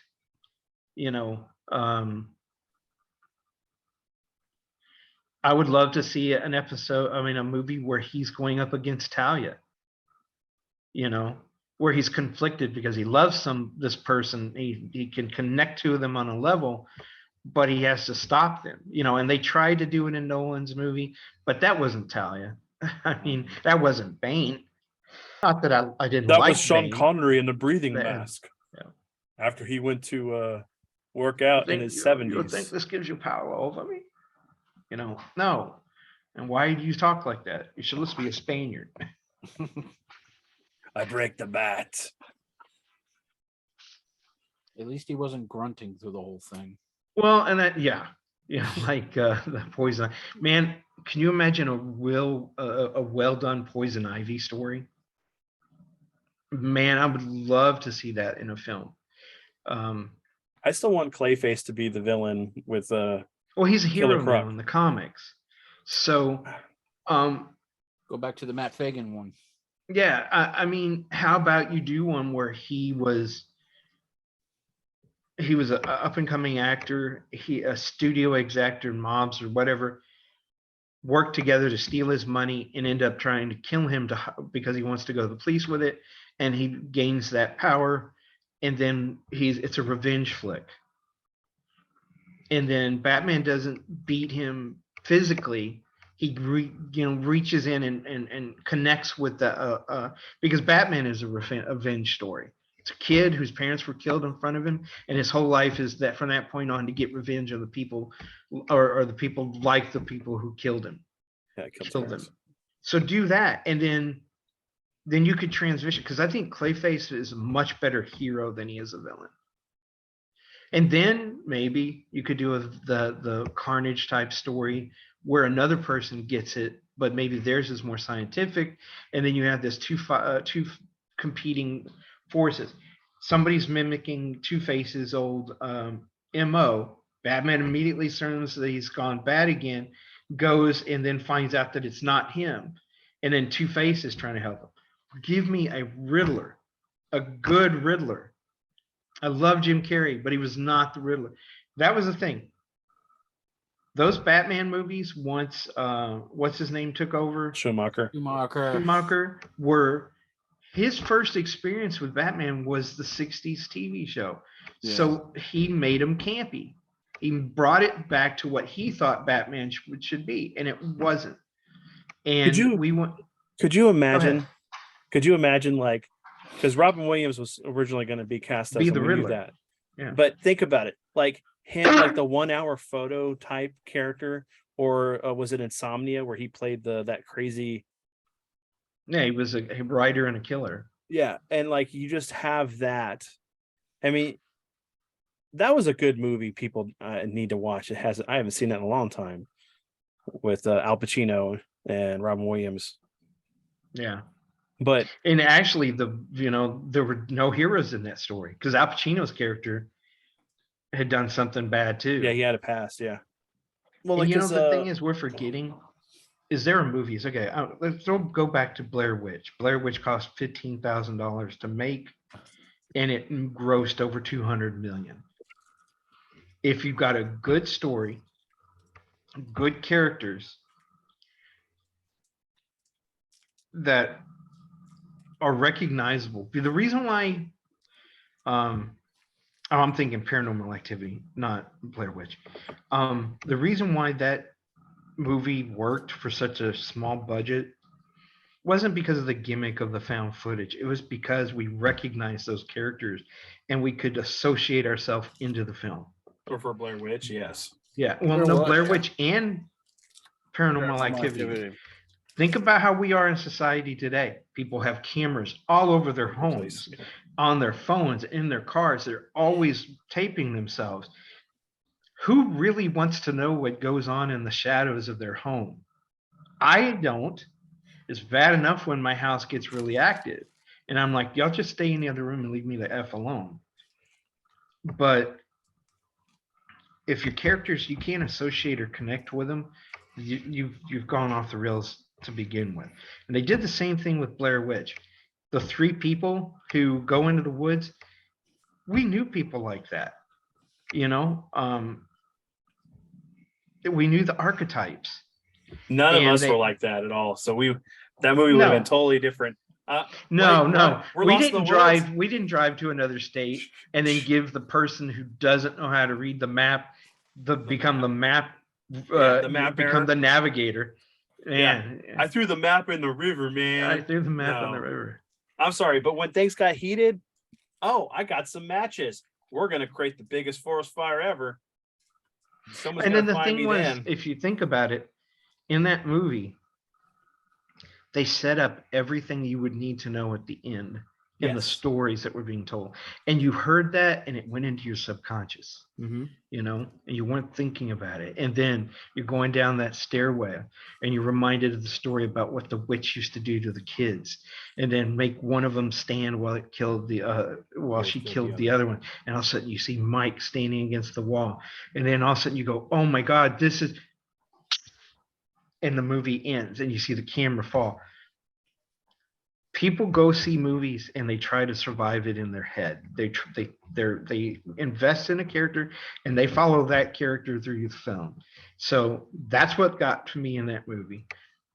When she died, I died because of what I was desperately trying to figure out how I was going to survive that in my own mind. And I realized, well, I would have died right there, just like she did. And then it played in my head at night. How would I survive this? All this other stuff. But the incredible thing that they did was before the movie ever came out, they created and immersed All you that into the immersive hype world. stuff. Yeah. Yes, and they made it look real. They took footage from what they'd already filmed for the movie and made it like documentaries, little film snippets, newsreels, everything. So you're buying Wanted into it. posters. I was believing it, remember, at first, and then I saw 3 actors of this film are doing an interview, and I thought they were gone, and there they were in this thing, and I'm reading about them and seeing their image, and then I was like, okay, so this isn't real at all. I invested 3 months of my time looking at all this footage, and I knew that going into the film. And I remember I was telling Jason and everybody this. They were like, "Oh, this is real." No, it's not real. Well, remember you, I said, because I looked it up and I was like, Dad, did you see this? And you were like, yeah, I found this too. And because we both knew it wasn't real. And I was like, it's not real. So don't, and I still got hooked in it. I still got hooked up in it. That was well done, and it didn't cost any money. It shows you what you can accomplish when you're creative. And sometimes a big budget can be a hindrance because you can do anything you want, and maybe you're not as creative as you should be. The whole thing of less is more. It's one of those things where, like, yeah, what you do is you go out in the woods and you make a film with 3 or 4 friends, and then you do all the stuff in post. And the thing was, on Blair Witch, they would take, these people were put out there. They had a very basic understanding of what was going on, but every morning they were living in the woods. They were surviving.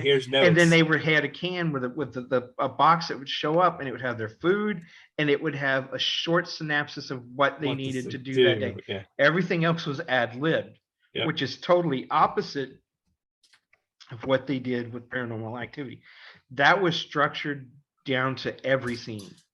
They knew exactly what they needed to get done in that, and they did it. And the thing that made that movie work was you had to believe this was a girl who had been haunted her whole life, and that her husband was trying to do anything he could to make her safe. And you bought into it for that film to work. Well, another thing too is that when we went and saw the Blair Witch, we went and saw the River Oaks Theater. So this is an old Houstonian theater, and it's still got the drapes and the everything. It's like the balcony up top you could set up. Yeah. And I remember we're going in there, and it was like, oh, this movie's we watched the movie and everything. It was great. I had a headache. I kept going, because of the shaky stuff. The shaky cam. And the same thing that happened when I watched the original Bourne movie. I was like, okay, this is good. So I would sit there and listen with my eyes closed to some of it, but I still had that visual of everything in my head. So I was following and tracking, but some of that stuff. And like, I wanted to slap her. What is it? What is it? Shut up. It's out there. It might be coming. And your screaming tells it where we are. Hey, I'm right here. Come get me. It's like, oh my God, here comes a shark. Let me cut myself and try to distract it. Oh yeah, like Ian Malcolm. Splash blood everywhere. Hey, over here, Ian, freeze. Get the kids. No. But remember, my response to that movie was, I would have burnt the forest down.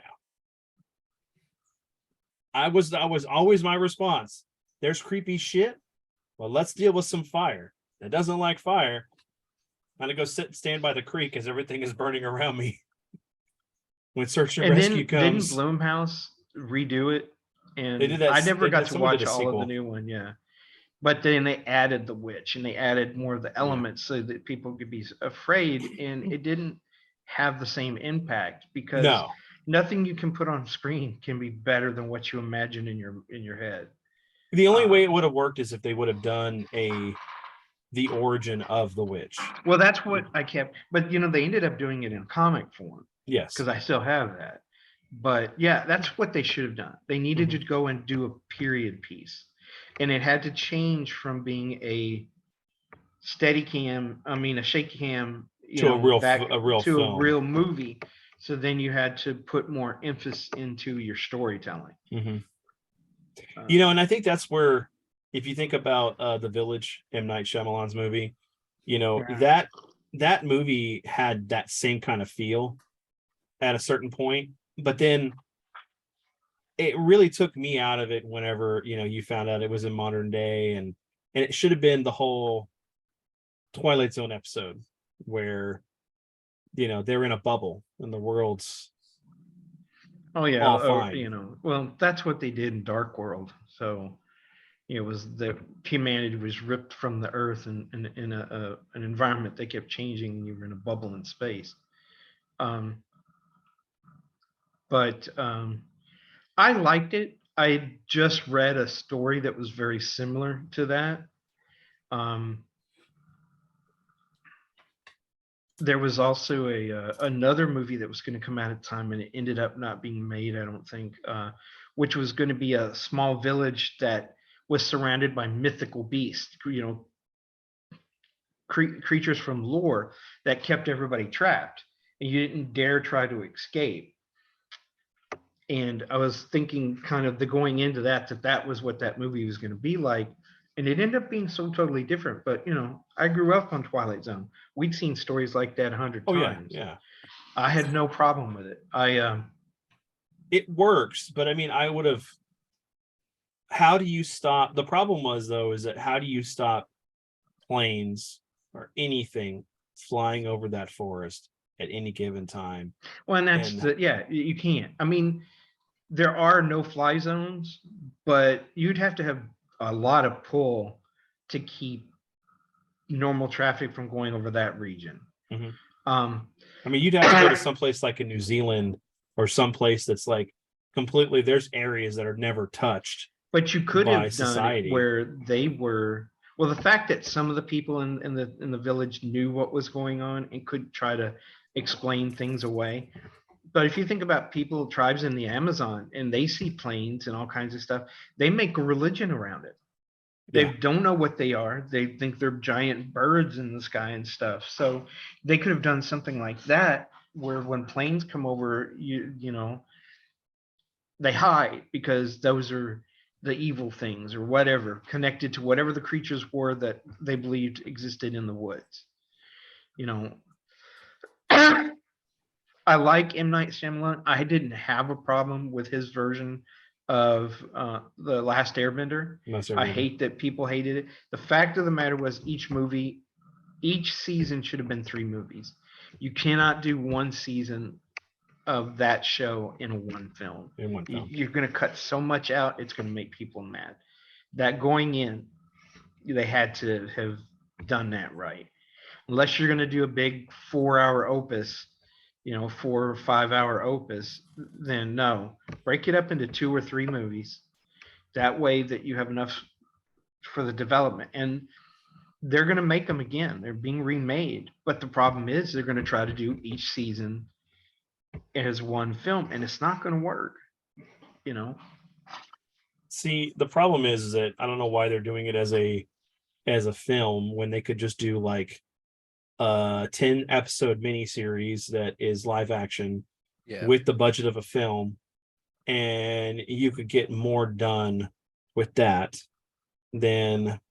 but you have to be, the problem is with that though, is that you have to be on point with it, because we know that when they try to adapt stuff into a TV show, they decide to, it's going so well, we're going to extend it like Under the Dome. That should only have been one season. Dome broke down when they extended it and made it into trying to make it into a 3-season show. And then I don't even remember if it ended up doing anything about the aliens or not, like it was about. And Beyond the Dome, no, not really. They were there. We knew that they were there. but in the end, it became them fighting the government. Yeah. And 'Cause in the book, it was about two adolescent aliens that did this, and they did yeah, it they were just like as children. they were children. play- It was like Yeah, they it was made their them their ant farm. plaything. Yeah. Yeah. And in them finding the artifact, it helps them get the dome to disappear, and then rationalizing with the aliens to be able to realize what they're doing wrong before, like, all the toxic fumes and everything from them burning the meth lab and a couple other things. Well, and you've got like Tommy Knockers, which is they're looking to make, I think first it was going to be a remake of the series. And then it was going to be a movie. And now they're looking at doing it like It with 2 movies. Mhm. But Tommy Knockers is one of those stories that has got a lot in there that the original 3-night series barely was able to get the story straight. You know, I just can't see him doing it in 2 movies without cutting too much out. That was one of the things I hated about Dark Tower. We know that was his last adventure, his last train through through. there, Yeah. but it was still too short. No, it was. Well, because there was so much stuff. I mean, he didn't even get to meet Eddie, or No, there's it was it condensed it centered down to around the Jake. bare essentials, and then say, okay, here's the movie, and you're like, you were salivating, wanting more, because you could feel it, but yet it just left you wanting, unsatisfied. Well, and he doesn't even fight the Crimson King. I mean, he doesn't do No, any he of didn't that even stuff. do anything. Just or the version of Flag, the wizard Walter. Yeah.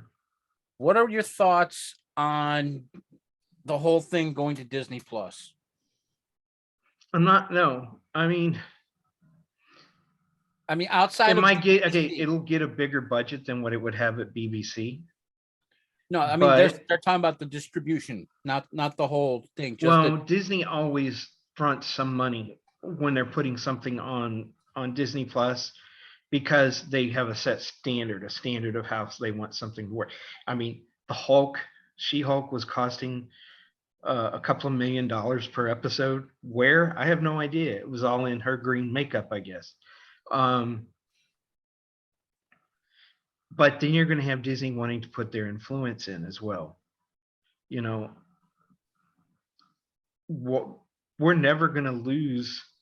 I mean, I don't understand why it has to be about money that they're trying to do that, because they lost their butt on in that last season. Nobody watched it. The fun, it wasn't, none of the merchandise tie-in stuff was working. They actually had to cut back on projects that they were doing for their audiobooks and other things. But it could come back. It could be redone this in the next 2 seasons to bring back that audience. Because when you get the audience, then you get the more funding. I mean, look at Walking Dead. When those guys first started, I believe they were making between 6,000 and 8,000 an episode. I think Norman Reedus was making like 3,800, if I remember right. But by the time it was over, they were making 300,000 or more per episode. So if they can right the ship, bring it back to its core audience, and then rediscover the formula that made Doctor Who so popular to begin with, then the studio will make more money and they can continue to distribute it, because BBC is not going to go anywhere. And I have in my cable system BBC, 3 different BBC channels. So why put it on Disney Plus that I got to pay a service for? Yeah.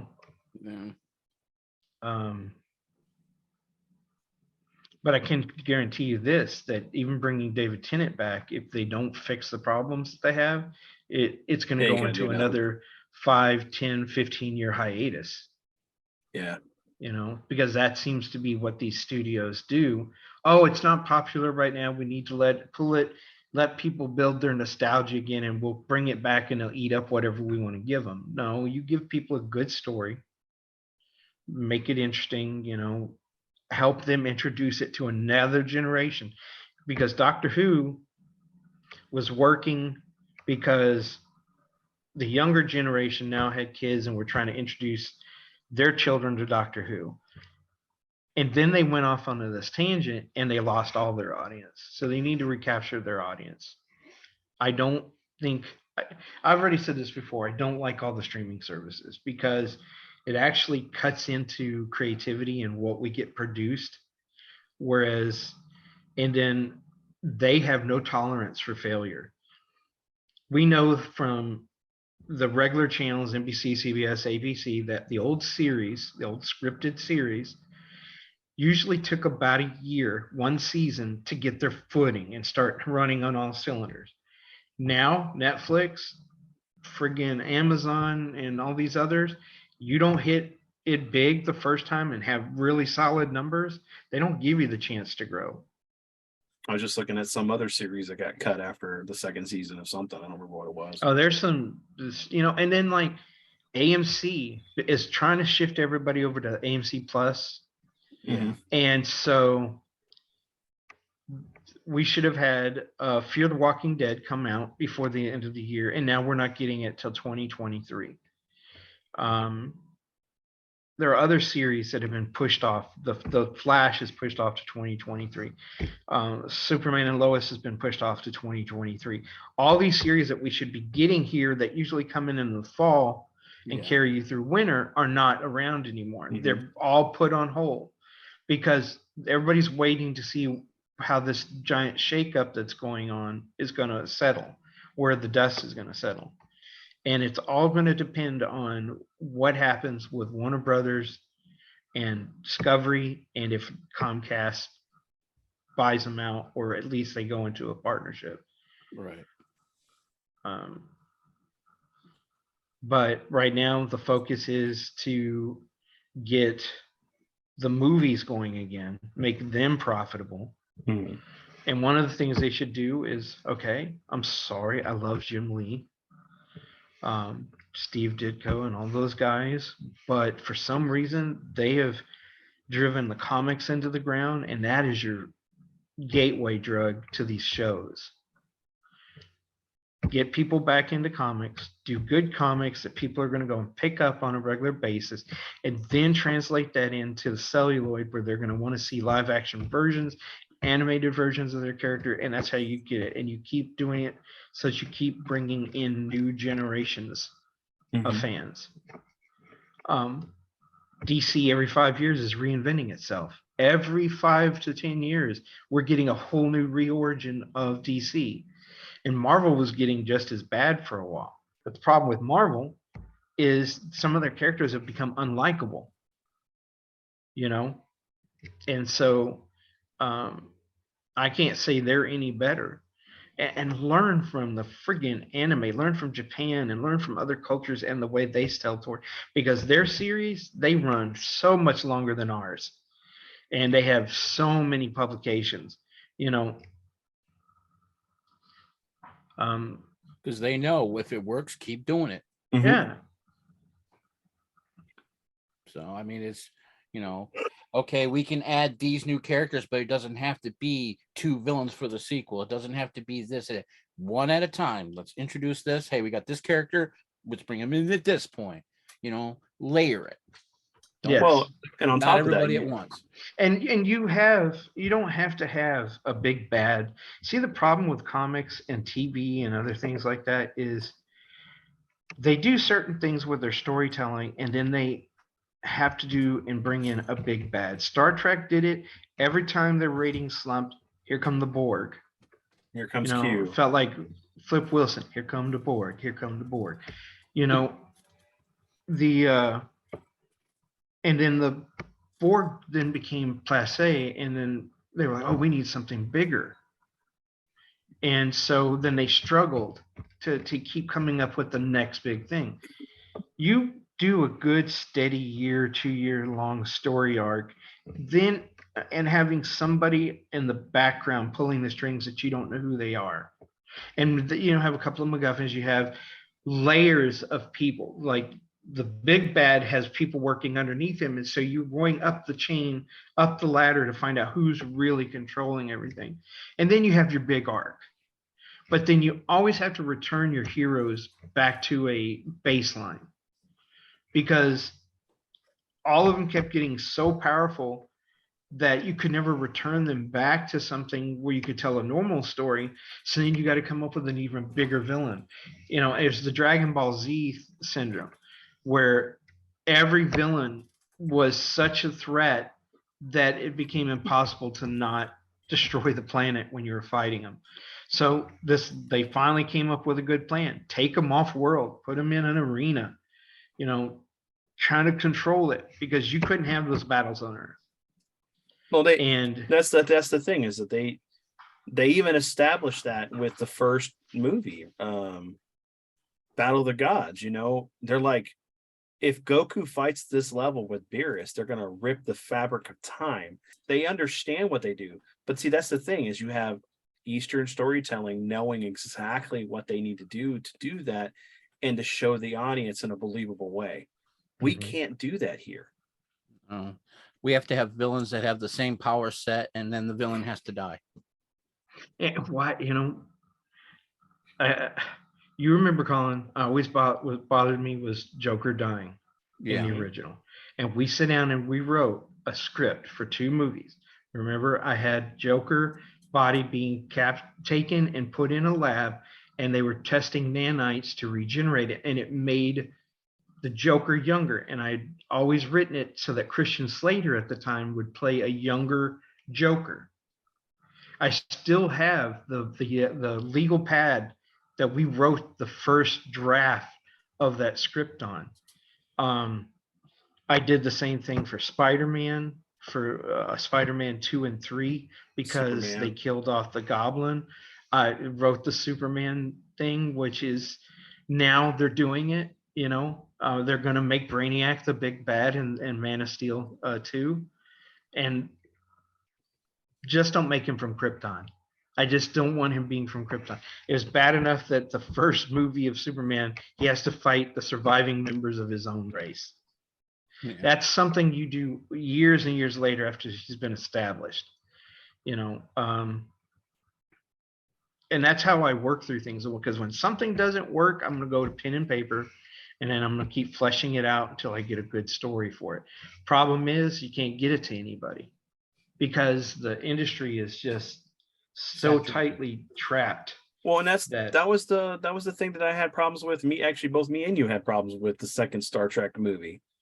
Well, the fact that they brought Khan back, and I'm like, not the original. You're talking about the Abrams sequel, Abrams version. Yeah, it's like this would have been perfect opportunity to redo that very first episode of Star Trek with having Cumberbatch as what's his name? Can't remember his name. The one who gets all. Which one? The one who gets all the powers and stuff, and then. Oh, Gary. Yeah. Do the Where No Man Has Gone Before. Yes, that's what I was hoping it was going to be, and then it ended up Khan. But here's the thing that always got to me. Okay, so you've revamped the universe, restarted it. Go back and look at some of the old scripts that didn't get made because they were going to be too expensive, and revisit some older races just to see how they were in this new version.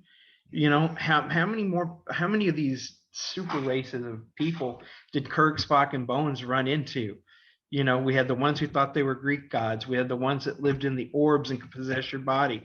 We had the big brain dudes. Well, yeah. I was thinking of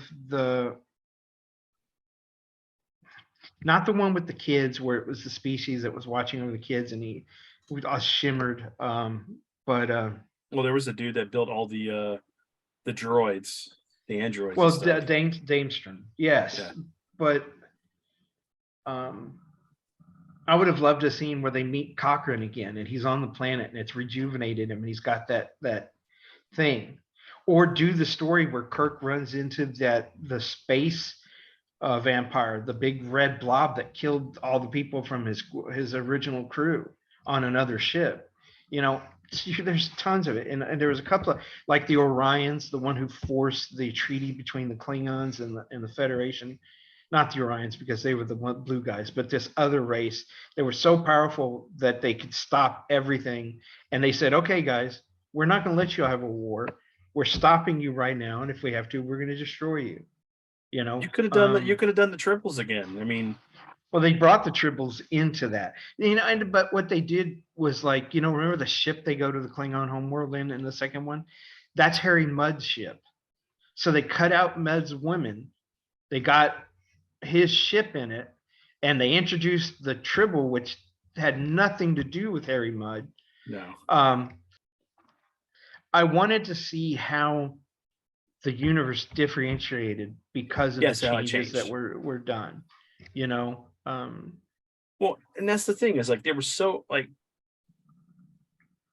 Kirk was so much older when he found Khan, and they were in the deep reaches of space. You know, and yeah, it's because like, he had oh, passed through all the core systems like an alien, and was way out there. yeah. And And you know, to have him, we found him because we've expanded so much. We've happened to find the ship early. I've got to say, okay, so we do have that battle between the militaristic part of the Federation and the science and exploration. Okay, that's kind of played out in the second one. Now, they have all this technology, right? They have all these massive, they had the ability to build that warship that could be run by like 10 people, and still wipe out anything that any alien race could throw at them. But once it crashes on the Earth and they rebuild the Enterprise, none of the new that technology was incorporated. Okay, that ship could fire in warp. It could shoot torpedoes in warp. You know, there were so many things that technology, I'm sorry, they're going to incorporate. Now that they know it exists, they're going to incorporate it into The next Enterprise, their next set. Doesn't mean they have to become warlike. It just means it prepares them more for what's out there, so that when you run into the race for, like, from beyond, which are a swarm type species, you're prepared for them. Because I'd like to see them have gone up against that other starship versus, you know, the Enterprise, which was technologically advanced, and then it took an old ship from the old Enterprise class to take them out. And I'm sorry, yes, the Beastie Boys are a great weapon against any species. I would use them against the creatures from Quiet Place. Just watch their little heads go. I'm being facetious and funny here, trying to be. Yeah. And on that note, Anything else, guys? no, Okay. Well, any more questions about Doctor Who, man? I mean, no, I don't that's feel it. like I answered them. No, that's all right. Just Well, we're gonna have a dedicated episode once the new season starts with Tennet, and then I think, don't we have one more movie and then we have the next season? we have the Christmas special. So, and then we can talk about that whenever that happens. Now, I still want to go back and us talk about, in one of our episodes, probably our live one, we'll go in a little bit of it, is talking about She-Hulk and just the finale and all that BS, just a little bit. And then, you know, we could talk about on Andor a little bit more. yeah, Since we're a I need little to watch further in. Andor before we do that. Yeah, because it is great. It brought back, because I was ready to give up on Star Wars, and that actually brought me back in, especially with all of the crud going on Bless you. with the battle for control over Lucasfilms. Yeah. You know. Well, and then I want to talk about Bullet Train, because that was really good. Yes. Need to get Colin to watch that. Guy Ritchie's gonna he's teaming up with Henry Cavill to do, okay, the SAS was kind of like Britain's bad boy special forces team before they even existed. There's a new series on AMC about them. Well, Guy Ritchie is doing a movie about that same group, where it's kind of like the Dirty Dozen, but they are what eventually led into the different special forces teams per different militaries for different governments.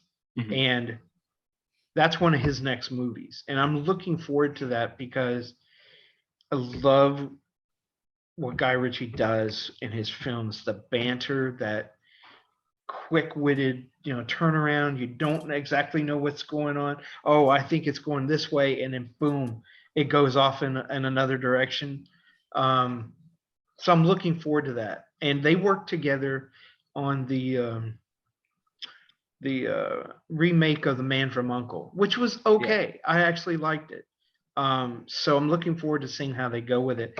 But I think it's going to be interesting seeing it compete, because if the AMC show is really good, you're going to get two different competing versions of the same story.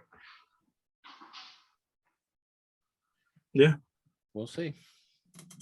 So, Colin, before we go, have you seen Bad Night at El Rey? Not yet. Okay, there's Bullet Train is very much like some other films in that same. There's the one about the hospital for criminals, and it's run by Jodie Foster and Batista, and it's got an all-star cast. And it's one of those, it's just like Bullet Train. Then you have Bad Night at El Rey, which is where a bunch of assassins all end up at the same hotel when something's going down that puts them at war with each other. And that's a Jeff Bridges movie. Beautifully done. And I would And also then- say that Hateful Eight is in that same vein too. Where Hateful Eight, yes, but that is purely Quentin Tarantino's Tarantino, yeah. version of those type of movies. movies, yeah. It's more in line with Pulp Fiction. Mhm. But then there's another movie, which is the Last Night in Compton or Last Night in something, and it is Last Night in Soho. in Soho. Love that movie. Have you seen it? No, I know a bit about it, but I haven't actually seen it. It's that. Okay, we're gonna make one of those kind of movies, but we're gonna put it in a ghost story. And so, yeah, I mean, all of those are very complementary of each other, And so if you like one, you're gonna like the others. Cool. All right then. Yeah. All right, guys. So I need to learn how to Hmm? have my screen up so I can search these names before I bring them up, because no, it's the okay. minute I go to say something, my brain goes, ha ha, It happens to ha me too. ha, Don't worry. ha ha ha, ha, Um, ha. I got nerdry in my brain going, you didn't use the right you didn't use the password. right password. Yeah, didn't say the magic word. Okay. Anyway, all right. No shout out this week, guys. We wanted to get this episode up as fast as we could, since I wasn't able to get last week's episode up, just because the weather. We had some cold temperatures, and me being still in Missouri at the time. I will save the 2 episodes that we had recorded for the Halloween stuff for next year. That way you guys can be in anticipation. One of them is the Collins paranormal investigations, stuff like that. And then the other one is His holy water mixer. yeah, there you go. No. More ghost stories with haunted locations, but we'll say that for another time. But I hope y'all enjoyed this episode. We are back again. Hopefully, if everything goes right, episode 60 will be live. That'll be next week sometime. I have to coordinate with the guys to make sure they're all good for it, and then we'll go from there. But until then, everyone have a great November. Catch you later. Deuces. Bye, everybody.